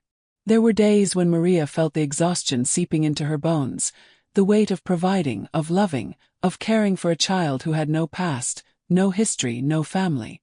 But there was also something else, something they didn't understand. Maria had made a promise to herself and to Isabella. She had promised to protect her, to love her, to be the mother she had never had. That was more than enough. No matter how much the world talked, no matter how much they judged, Maria knew that what she was doing was right. She reached the small house she had built, the one that now felt fuller with Isabella's presence. The door creaked open, and Maria stepped inside, the cool air of the house greeting her. She stood in the doorway for a moment, taking in the quiet, the stillness that enveloped the room. It was peaceful here in this small space, and for a fleeting moment, the world outside seemed distant, unreachable. She closed the door behind her, the noise of the village fading into the background. Isabella was in the corner, playing quietly with a doll Maria had made for her, her small hands carefully arranging the cloth. The sight of the child, so innocent and full of life, filled Maria's heart with warmth, and for a moment, the weight of the day's words lifted from her shoulders. Isabella looked up at her, her face lighting up with a soft smile. "Mama," she said, her voice small but full of trust. The word hung in the air, a reminder that this love they had, was real, was enough. Maria smiled back, her eyes brimming with tears. "This is my family now," she thought, a deep sense of peace settling in her chest.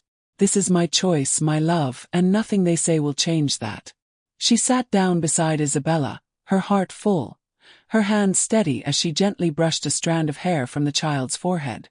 For all the cruel words that were spoken behind her back, for all the judgment and whispers that followed her, in this moment, it didn't matter. Maria leaned down, pressing a soft kiss to Isabella's forehead, her voice trembling as she spoke the words she knew would always be true. "I will always be here for you. Always."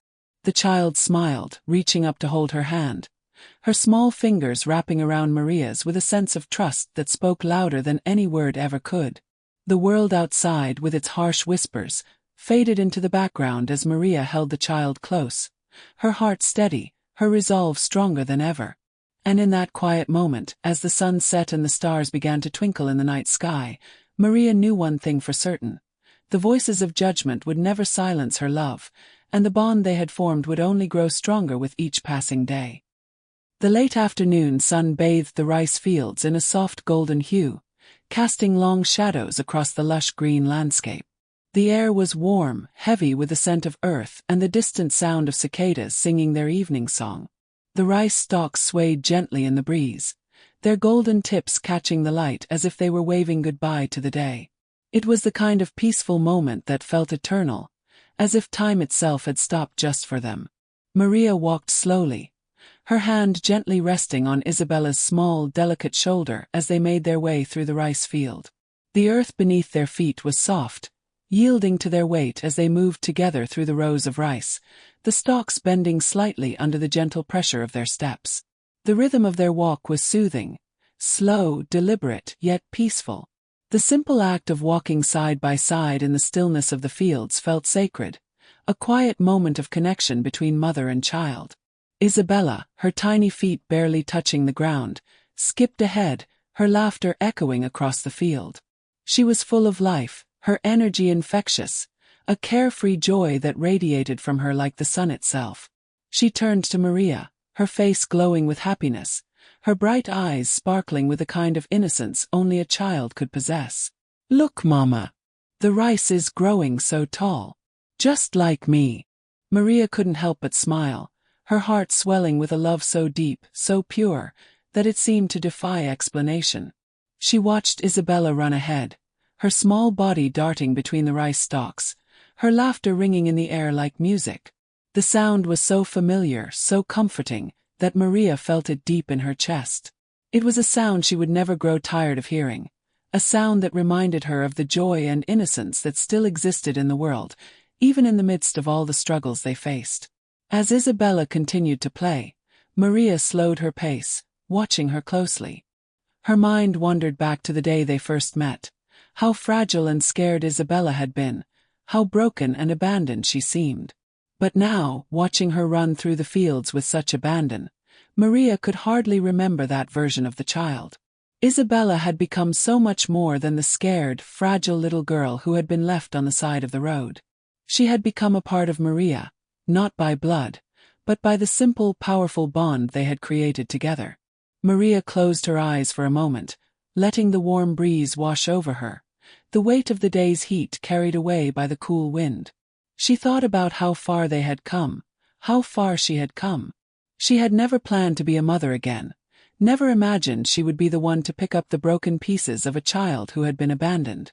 But here they were, together, walking through the fields like a real family. And for the first time in a long while, Maria felt at peace with the life she had chosen. She had learned something in the weeks since Isabella had come into her life. Something profound, something that changed everything. Motherhood wasn't about blood. It wasn't about biology or genetics. It was about love. It was about giving, about showing up every day, about holding a child's hand through their fears, their joys, their pain. And as Maria looked at Isabella, laughing and playing in the fields, she knew that love was all they needed. That love was what made them a family. Isabella stopped running and turned back toward Maria, her face glowing with a wide, innocent smile. "Mama, look what I found," she called out, holding up a small, bright flower she had plucked from the ground. The flower was simple, just a single delicate bloom, but to Isabella, it was as precious as anything in the world. Maria walked toward her, her heart swelling with love for this little girl who had brought so much joy and purpose into her life. She crouched down beside Isabella, taking the flower from her tiny hands, and smiled. "It's beautiful, sweetheart," Maria said softly, her voice filled with emotion. She tucked the flower behind Isabella's ear, her fingers brushing gently against the child's soft skin. Isabella giggled, running her fingers through her hair to feel the flower there. Maria looked into her eyes, seeing the trust and love reflected back at her. And in that moment, the world around them seemed to fade away. There was no judgment, no whispers, no doubt. There was just this, just the two of them standing in the middle of a rice field, wrapped in the warmth of a bond that had been built with time, with care, and with unwavering love. "Do you know something, sweet girl?" Maria said, her voice steady but full of warmth. "Family isn't just about blood. It's about love. And you're my family. You always have been." Isabella's face lit up at the words, her smile wide and pure, the innocence of childhood shining through her eyes. She reached up, wrapping her arms around Maria's neck in a tight hug, her small body pressing against Maria's in a gesture that spoke volumes. Maria held her close, her arms enveloping Isabella, and for a moment, nothing else in the world mattered. The field stretched out before them, endless and green, and as they stood there together, the sound of the wind rustling through the rice stalks filled the air, creating a soft, soothing melody that seemed to carry the weight of all their hopes and dreams. Maria closed her eyes, savoring the moment, the feeling of Isabella in her arms, the feeling of a love so deep, so all-encompassing, that it could never be broken. In that moment, Maria realized something that would stay with her forever. Love, the love they shared, was the most powerful force in the world. It didn't matter where Isabella had come from, or who her biological family was. What mattered was that they had chosen each other, and that, above all else, made them a family. Isabella pulled back from the hug, her small hands resting on Maria's shoulders, her face serious for a moment. "I love you, Mama," she said quietly, her voice filled with sincerity. Maria's heart skipped a beat. The simple words, spoken with such honesty and trust, were everything Maria needed to hear. She looked down at the child, her eyes soft with emotion. "I love you too, sweetheart," she whispered, her voice thick with tears. "More than anything in this world." And as they stood together in the fields, the world around them faded into the background. All that mattered was the bond they shared, the love that went beyond blood, beyond history, beyond the past. It was the love of a mother and child, and it was stronger than anything else in the world. The night was suffocating in its stillness. The kind of night where the world seemed to hold its breath, and even the breeze seemed reluctant to stir. Maria sat by the small wooden window of their humble home, staring out into the darkness, her mind restless. It had been a long day, and Isabella, usually full of life and energy, had been quieter than usual, clinging to her more than she ever had before. Maria had tried to brush it off as the usual tiredness of a child, but a nagging feeling lingered in her chest, a whisper in the back of her mind that something wasn't right. The clock ticked loudly in the corner of the room, each second dragging on as if time itself was stretching to match the growing tension Maria felt. She turned toward the bed where Isabella had been resting, her small form curled up under the blanket, her breathing shallow and uneven. Maria's heart tightened when she noticed the pale flush on the child's face. She crossed the room quickly, her bare feet barely making a sound on the wooden floor. Kneeling beside the bed, Maria gently brushed a strand of hair away from Isabella's forehead. Her skin was burning hot, too hot. "Sweetheart," Maria whispered, her voice trembling slightly as she placed the back of her hand against Isabella's cheek. The fever was unmistakable now. Panic gripped Maria's chest. Her heart raced as she stroked the child's hair, the cold sweat that clung to her skin a stark contrast to the fever radiating from her small body. "Isabella," Maria said again, a bit more urgently now. "Sweetheart, wake up." The little girl stirred slightly, her eyelids fluttering, but she didn't fully wake. She moaned quietly, her tiny body shifting under the blanket as if trying to find comfort in her own discomfort. The helplessness Maria felt in that moment was overwhelming, suffocating. She had never seen Isabella so vulnerable, so fragile. The child, who had come into her life so full of hope and energy, was now reduced to this, shivering, feverish, and completely dependent on Maria for comfort, for safety, for anything. Maria stood up quickly, her eyes darting around the room, trying to think of what to do. The nearest doctor was miles away, and the thought of waiting until morning seemed unbearable. She had to act, and she had to act fast. Without thinking, she scooped Isabella up into her arms, cradling the feverish child close to her chest. Her heart pounded in her ears as she moved swiftly toward the door, her feet barely making a sound on the wooden floor. Isabella's weight, though small, felt like a heavy burden in her arms, but Maria didn't care. All that mattered was getting her help. The night outside was thick with silence. The stars above were hidden behind a veil of clouds, leaving the world shrouded in darkness. The cold air hit Maria's skin as she stepped outside, but it did little to calm the fire building in her chest. She could feel the heat radiating from Isabella's body, a reminder that time was slipping away. She didn't have time to think about anything else. She didn't have time to wonder what would happen if she couldn't get the help she needed. All that mattered was Isabella. She kept running, her legs pumping with a sense of urgency that seemed to defy her exhaustion. The distance to the doctor's house felt like it stretched on forever, but Maria kept going, her eyes focused on nothing but the goal ahead.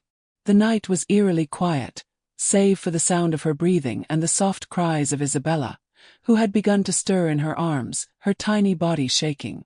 Maria whispered reassurances to her, trying to calm her, though her own voice quivered with panic.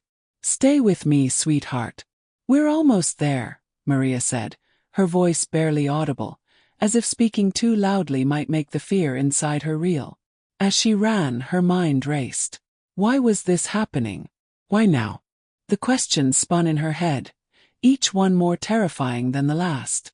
She tried to push them away, to focus on the immediate task, getting Isabella to safety, to help. But the fear was there, lodged deep in her chest, gnawing at her insides. Her legs burned from the effort, but Maria didn't stop. The weight of Isabella in her arms was both a comfort and a burden.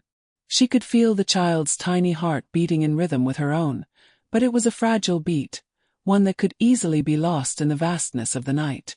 Please, Maria thought, her lips moving in a silent prayer. Please don't let her go. Please don't let her slip away from me. The doctor's house finally came into view, the soft light from the window offering a faint sense of relief. Maria's breath came in short gasps as she approached, her body aching from the sprint, but she didn't stop. She pounded on the door, the urgency in her knocking matching the frantic pulse of her heart. The door swung open, revealing a tired-looking man, his eyes narrowing as he took in the scene before him. His gaze flicked from Maria's desperate face to Isabella's burning body in her arms, and without a word, he stepped aside, allowing them in. Maria moved quickly, her legs shaking from the effort, but she didn't hesitate. She placed Isabella on the nearby cot, her hands shaking as she gently laid the child down. The doctor immediately took over, his hands moving with practiced efficiency as he checked Isabella's temperature, muttering to himself as he prepared a cold compress. Maria stood back, her body still tense, her mind racing. She could barely bring herself to look at Isabella, who now lay so still on the cot. Her breath was shallow, her eyes closed, and the fear of losing her gripped Maria with an iron fist. She could feel the tears gathering in her eyes, but she refused to let them fall. Not yet. Not when she needed to stay strong. As the doctor worked, Maria silently prayed, her heart whispering the words over and over again. Please let her be okay. Please let her be okay. The minutes stretched into what felt like hours, each second a cruel reminder of how fragile life could be. Maria stood by, her fists clenched at her sides, her eyes never leaving Isabella's small form. The only sounds in the room were the rustling of the doctor's hands, the occasional murmur of words Maria couldn't understand, and the erratic rhythm of her own heart. Then finally, the doctor looked up from his work, his face softening as he nodded. The fever is high, but it's not life-threatening. She's going to be all right. A wave of relief washed over Maria so suddenly, so powerfully, that it nearly knocked the breath from her lungs. She stumbled back, her legs giving way beneath her as the tears she had been holding back finally broke free. She sank to her knees beside Isabella's cot, her hands trembling as she reached out to touch the child's warm, flushed cheek. The doctor stepped back, giving her the space she needed, and Maria's sobs echoed in the small room, raw and uncontrollable. She had never felt so vulnerable, so overwhelmed by the intensity of her love and fear for this child. But as she sat there, looking at Isabella, her heart finally slowing, Maria realized something she hadn't fully understood before. No matter what had brought them together, no matter what their pasts were, their bond, this moment, this shared journey was real. It wasn't defined by blood, by biology. It was defined by love. And in that silence, as Maria held Isabella's tiny hand in her own, she knew one thing for sure. This child was hers, and she would do anything to keep her safe. It was late afternoon when the knock came at the door, sharp and insistent. Maria's heart fluttered nervously in her chest, a sudden feeling of unease stirring deep inside her. The day had been quiet, too quiet, with only the sound of Isabella's laughter as she played with the ragged dolls Maria had sewn for her. Maria had been humming as she cleaned, her mind at peace for the first time in weeks. But now, something about that knock felt wrong. She hesitated for a moment, wiping her hands on her apron, her gaze flicking to the small figure of Isabella, who was crouched on the floor, carefully arranging the wooden blocks. Maria's instinct told her to stay where she was, to not open the door. But curiosity won as it always did. She moved toward the door, her steps slow and deliberate, and when she opened it, she found herself face to face with a stranger. The woman standing there was tall, with long dark hair that cascaded down her back in waves. Her eyes were a striking shade of green, sharp and searching, but there was something in her gaze that made Maria's stomach tighten with anxiety. The woman was holding a small bundle of cloth in her hands, something Maria couldn't quite make out at first. "Hello," the woman said, her voice steady, though there was a tremor beneath it. "I'm sorry to intrude, but I'm looking for someone. I think she might be here." Maria's heart skipped a beat. She instinctively stepped back, the door still in her hand as she tried to compose herself. "Who are you?" she asked, her voice quieter than she intended. Her mind was racing, thoughts flashing like lightning through her head. Who was this woman? Why was she here? The woman hesitated, then spoke again, her eyes softening, but the tension still visible in her posture. "I'm her mother," she said simply, her voice a mix of certainty and desperation. "Isabella, I'm looking for my daughter." The words hit Maria like a punch to the gut. Her breath caught in her throat, and for a long moment neither of them spoke. Isabella, her daughter. The child she had come to love, protect, and cherish as her own. The child who had called her mama, who had wrapped herself around Maria's heart with a bond that could not be broken, no matter how hard she tried to deny it. Maria blinked, her mind spinning. She knew the truth. She knew that Isabella had been left on the side of the road, abandoned like a forgotten object. She had picked her up, cradled her, and promised to protect her. She had fought for this child in every way she knew how. And now, here was a stranger, claiming to be her mother. Maria's heart wrenched painfully in her chest. The woman's eyes were now fixed on the house, scanning the room behind Maria as if looking for some sign that this child, the one she had abandoned, was here. But Maria wasn't ready to move. She couldn't. She wouldn't let go of Isabella without understanding what this meant. "Are you sure?" Maria asked, her voice trembling despite her efforts to remain strong. "How do you know she's here?" The woman stepped forward, lifting the small bundle of cloth in her hands and slowly unfurling it. Inside was a worn, faded photograph, familiar, but older than the one Maria had tucked into a drawer at home. It was a picture of a child, a little girl with wide eyes and a sweet smile. Isabella. The same child. The same eyes. The same face. Maria's breath hitched, her vision blurring as she stared at the photograph. It was her. It was Isabella, but in another time, another life. The life she had never known. The life that had been taken from her, left behind in the dust. Maria felt a deep pit open in her stomach, the reality of the situation crashing over her like a wave. "I lost her," the woman said, her voice cracking. "I didn't mean to, I swear. It was a mistake. I was too young, too scared to raise her. I made a terrible decision. But she's my daughter and I need her back. I can't live with myself, knowing she's out there and that I left her." The woman's eyes were full of pain, her hands trembling as she clutched the photograph to her chest. "Please, you have to understand. I never meant for this to happen." Maria stood there in silence, her heart beating so loudly in her chest that it almost drowned out the woman's words. The photo, the woman's pleading eyes. It was all too much. Her thoughts were spinning, crashing together, and she could barely catch her breath. How could this be real? How could the child she had raised, the child she had loved with everything inside her, belong to someone else? The woman reached out, her hand shaking as she extended it toward Maria.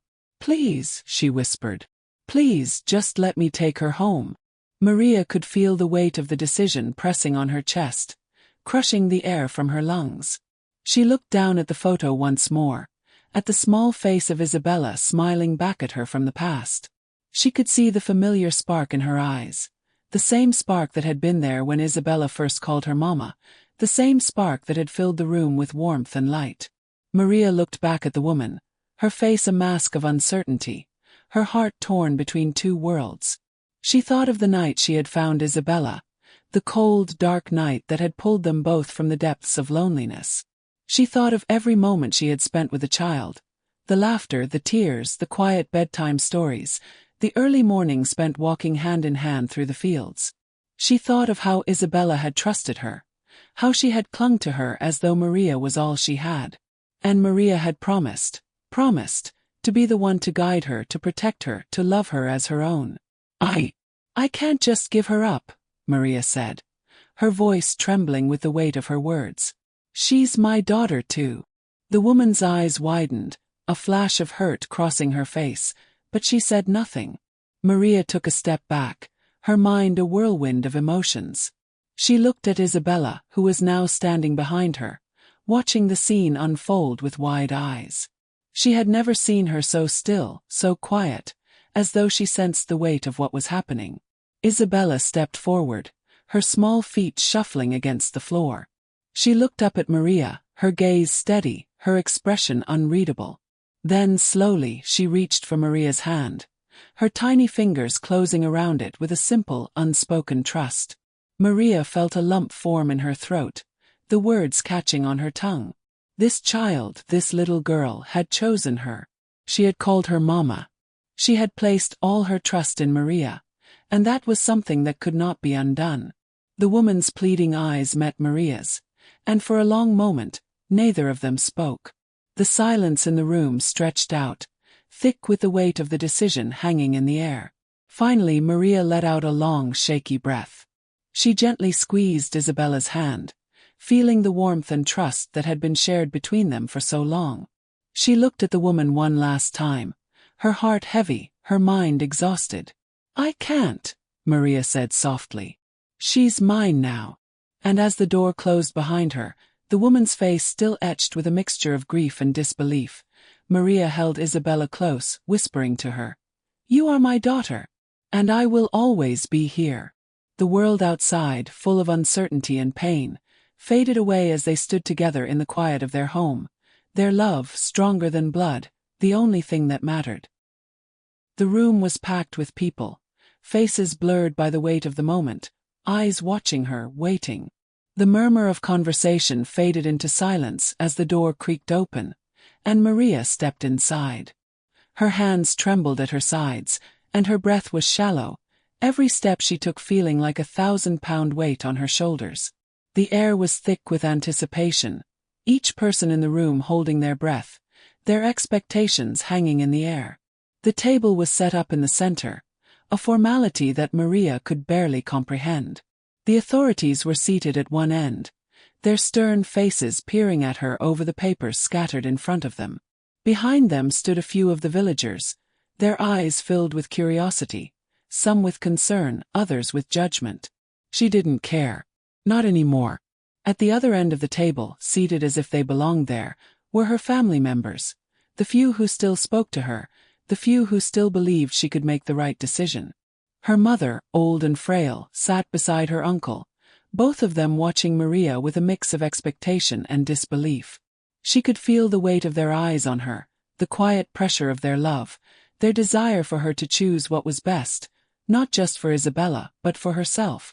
The very same people who had whispered their doubts when she first brought Isabella into her home now looked at her as if waiting for her to do the right thing. Maria's gaze shifted to the small figure standing beside her, a little girl with bright eyes, who had captured her heart from the moment she had found her abandoned by the side of the road. Isabella, her daughter now, though not by blood, looked up at her with those wide, trusting eyes. Maria could feel the child's small fingers gripping her hand tightly, and in that moment, it felt as though the weight of the entire world rested on their connection. Maria took a deep breath and slowly sat down at the table. Her body ached from exhaustion, but it was not physical fatigue that wore her down. It was the decision she had to make, the choice that would alter the course of both her life and Isabella's forever. "Maria," one of the officials began, his voice firm but not unkind. "You know why we're here today. We need your decision. Isabella's future depends on it." Maria closed her eyes for a moment, letting the words sink in. Her mind swirled with thoughts, of the night she had spent holding Isabella as the child cried herself to sleep, of the laughter they had shared, the quiet moments of peace, the warmth of the love that had grown between them. She could still feel the pain of the first few days, the uncertainty, the doubt that had gnawed at her. But she also remembered the first time Isabella had called her Mama, the simple yet profound sound of that word that had changed everything. "She's my daughter," Maria said softly, her voice barely above a whisper, but the truth in it rang loud and clear. The room was quiet, the only sound the soft rustling of papers as the officials exchanged glances. She knew what they were thinking. They had been asking the same question for weeks. Who had the right to keep Isabella? Who had the right to claim her as family? "Maria," her mother's voice broke the silence, filled with both concern and an unspoken plea. "You have to think about what's best for Isabella. We've all seen how much you love her, how much you've cared for her, but you have to think of her future. Can you really provide for her? Is this what's best for her?" Maria felt her heart tighten at her mother's words. She had been hearing them for weeks, and each time they cut deeper. Her family, the village, they all believed that she wasn't enough. That what she had to offer wouldn't be enough for Isabella. She had no wealth, no security.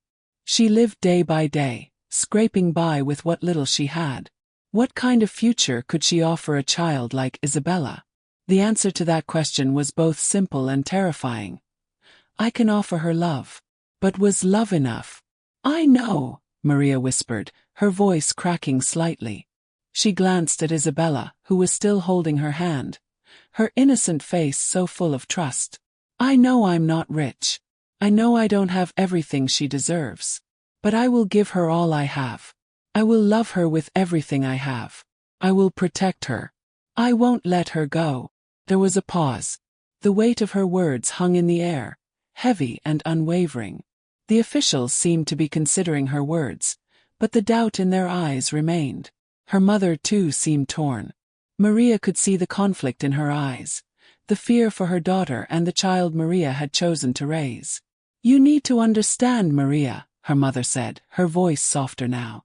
This is about what's best for Isabella. Sometimes love isn't enough. You need more than love. You need stability. You need resources. You need. Maria's heart skipped a beat as the unspoken truth finally made its way into the room. She could already feel it, the pressure, the weight of what she had feared. They wanted to take Isabella from her. They wanted to send her to a family with more to offer, with more than Maria could provide. They wanted to separate the two of them, to undo everything Maria had worked so hard to build. They wanted to return Isabella to the family she was born into, the family that had abandoned her. Stop, Maria said sharply, her voice trembling but resolute. I will not let her go. The room went silent. Maria could feel the tension rising like a storm, the heavy eyes of her mother, her uncle, the officials, all watching her, waiting for her to back down, to change her mind. But she couldn't. She wouldn't. Isabella is mine, Maria continued, her voice steadier now, though every word felt like it was being pulled from deep within her. She may not share my blood, but she is my daughter, and I will not let anyone take her away from me. No matter what. She could feel Isabella's small hand tighten around hers, a silent promise between them. Maria looked down at her, seeing the trust, the love, the need in those innocent eyes. Isabella had been abandoned once already. Maria wouldn't let that happen again. Not on her watch. The officials looked at each other, and for a moment, everything seemed to hold its breath. Then one of them, the woman who had been silent throughout the exchange, spoke softly. We understand your love for her, Maria. But we must consider what's best for the child. And we will take that into account. Maria looked up, her heart pounding. She could feel the tears welling up, the overwhelming love she had for Isabella threatening to spill over. She stood, looking at the officials, then at her family, then finally at Isabella. The best thing for her is to stay with me, Maria said, her voice unwavering. I will fight for her, and I will keep her. The room fell into a heavy silence once more, but this time it was different. Maria had made her decision, and no one could change that. This was her child, and she would keep her. I will not let you take her away from me, Maria whispered, a tear slipping down her cheek. And in that moment the decision was final. The room might have been full of doubt, but Maria's heart was full of certainty. Love wasn't about blood. It was about choice. And she had chosen. The sun had begun to dip below the horizon, casting a soft orange glow over the dusty road leading away from the village. The air was warm, the kind of warmth that felt like a blanket wrapping around you, comforting but suffocating all at once. Maria stood at the edge of the road, her feet planted firmly in the dirt, the gravel crunching softly under her worn shoes.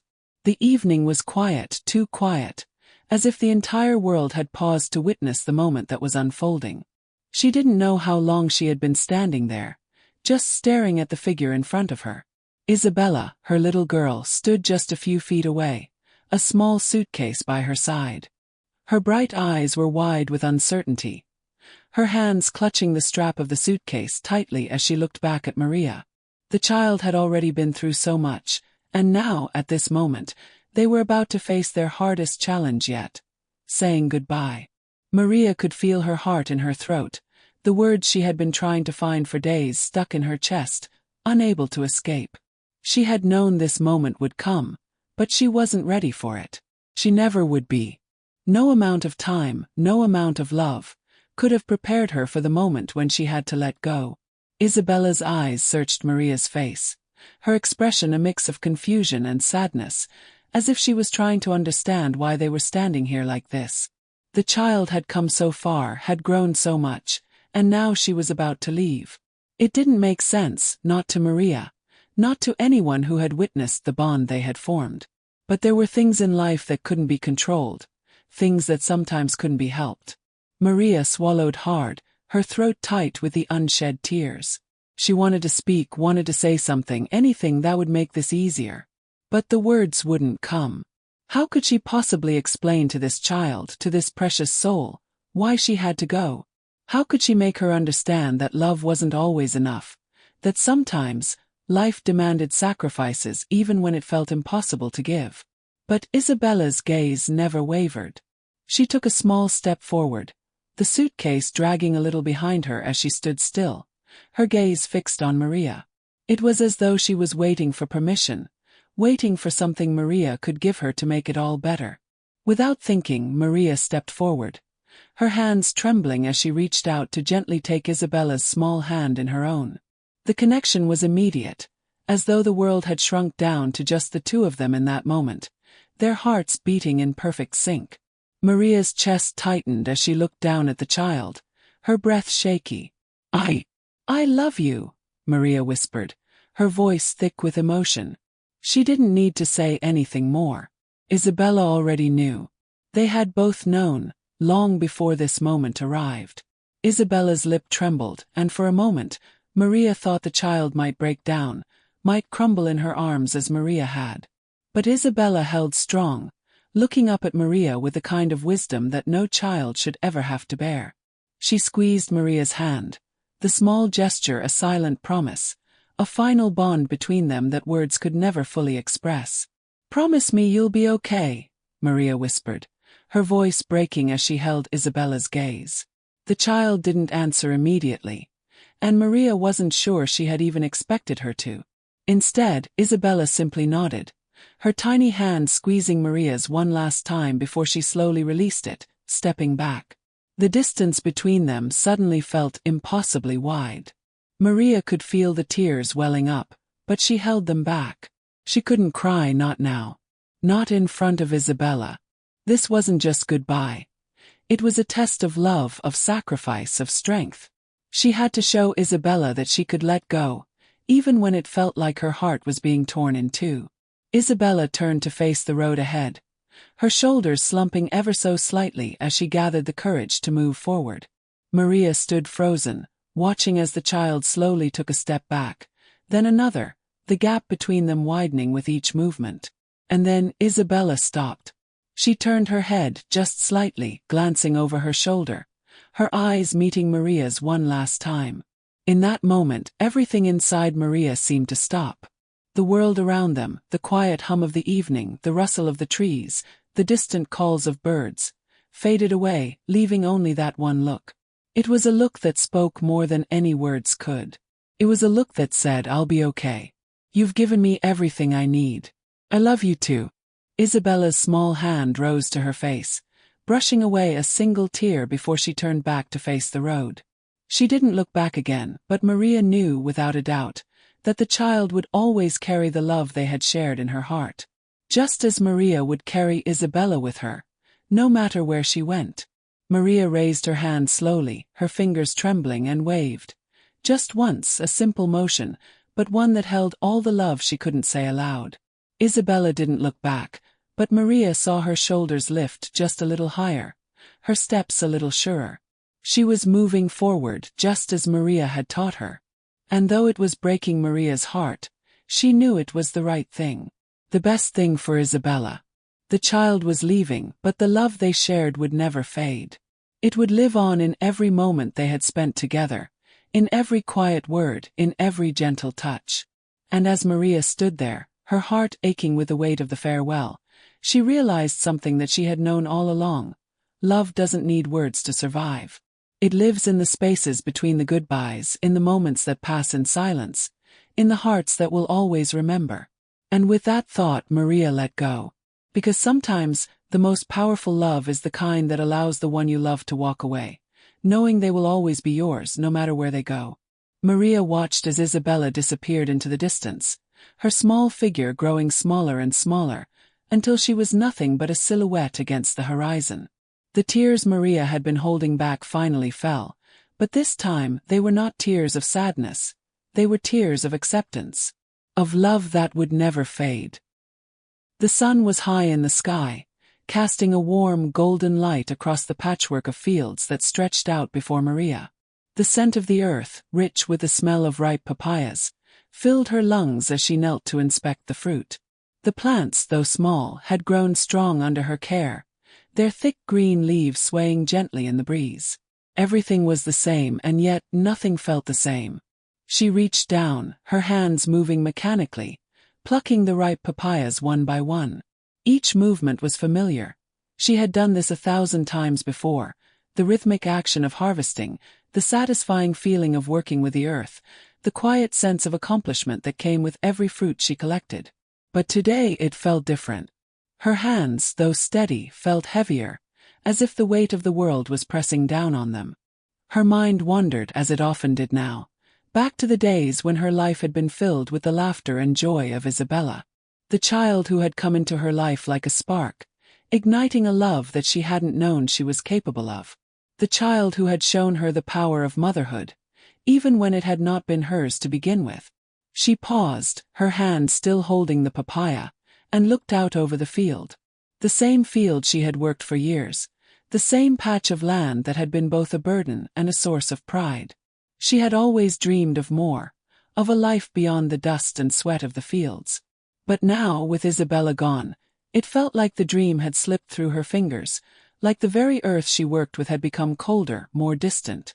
Maria's eyes stung with unshed tears, but she refused to let them fall.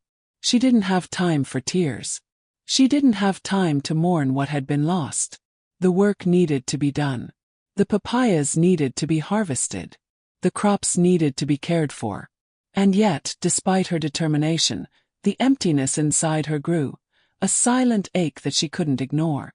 She could still see Isabella in her mind, the small, delicate girl who had changed everything for her. She remembered the first time the child had called her mama, how the simple word had echoed in Maria's heart, shattering the walls she had built around herself. She remembered the way Isabella's eyes had sparkled with trust, the way she had clung to Maria as though she were the only one in the world who could protect her. But that was before the decision, before the child had to go.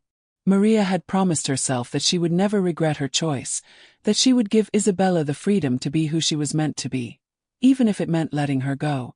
But that didn't make the emptiness go away. That didn't make the pain any less real.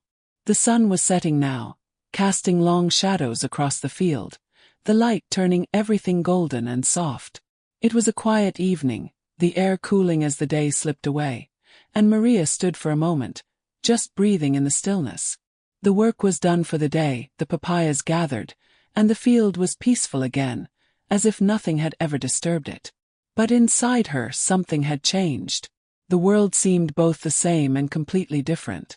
The routine of her life, the repetition of the work, had become a comfort in its own right. It was all she knew, but it no longer held the same meaning it once did. Maria took a deep breath and looked at the horizon, where the last light of the sun was slipping away, leaving only the deep blue of twilight. She couldn't help but feel that the light had gone with it, leaving her in the quiet shadows of the night.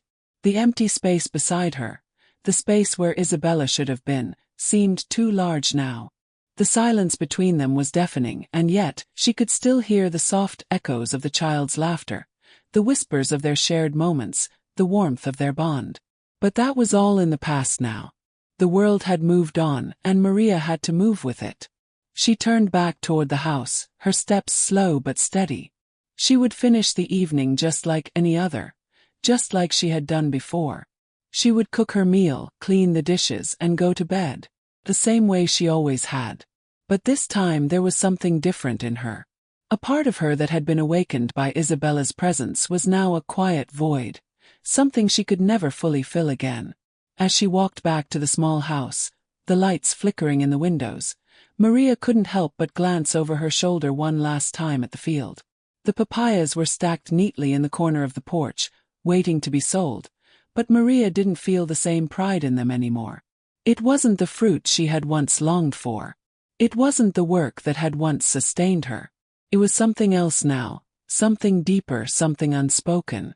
Inside the house, she set the papayas down and moved to the small kitchen, the familiar clink of dishes grounding her in the moment. She prepared the meal, the routine motions soothing her in a way she didn't quite understand. There was comfort in the familiar. There was solace in knowing what was coming next.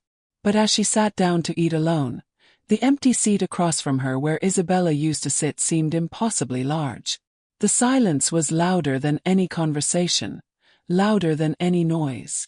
And in that silence, Maria allowed herself to remember the love that had come so unexpectedly, the joy that Isabella had brought into her life, and the heartache that had followed.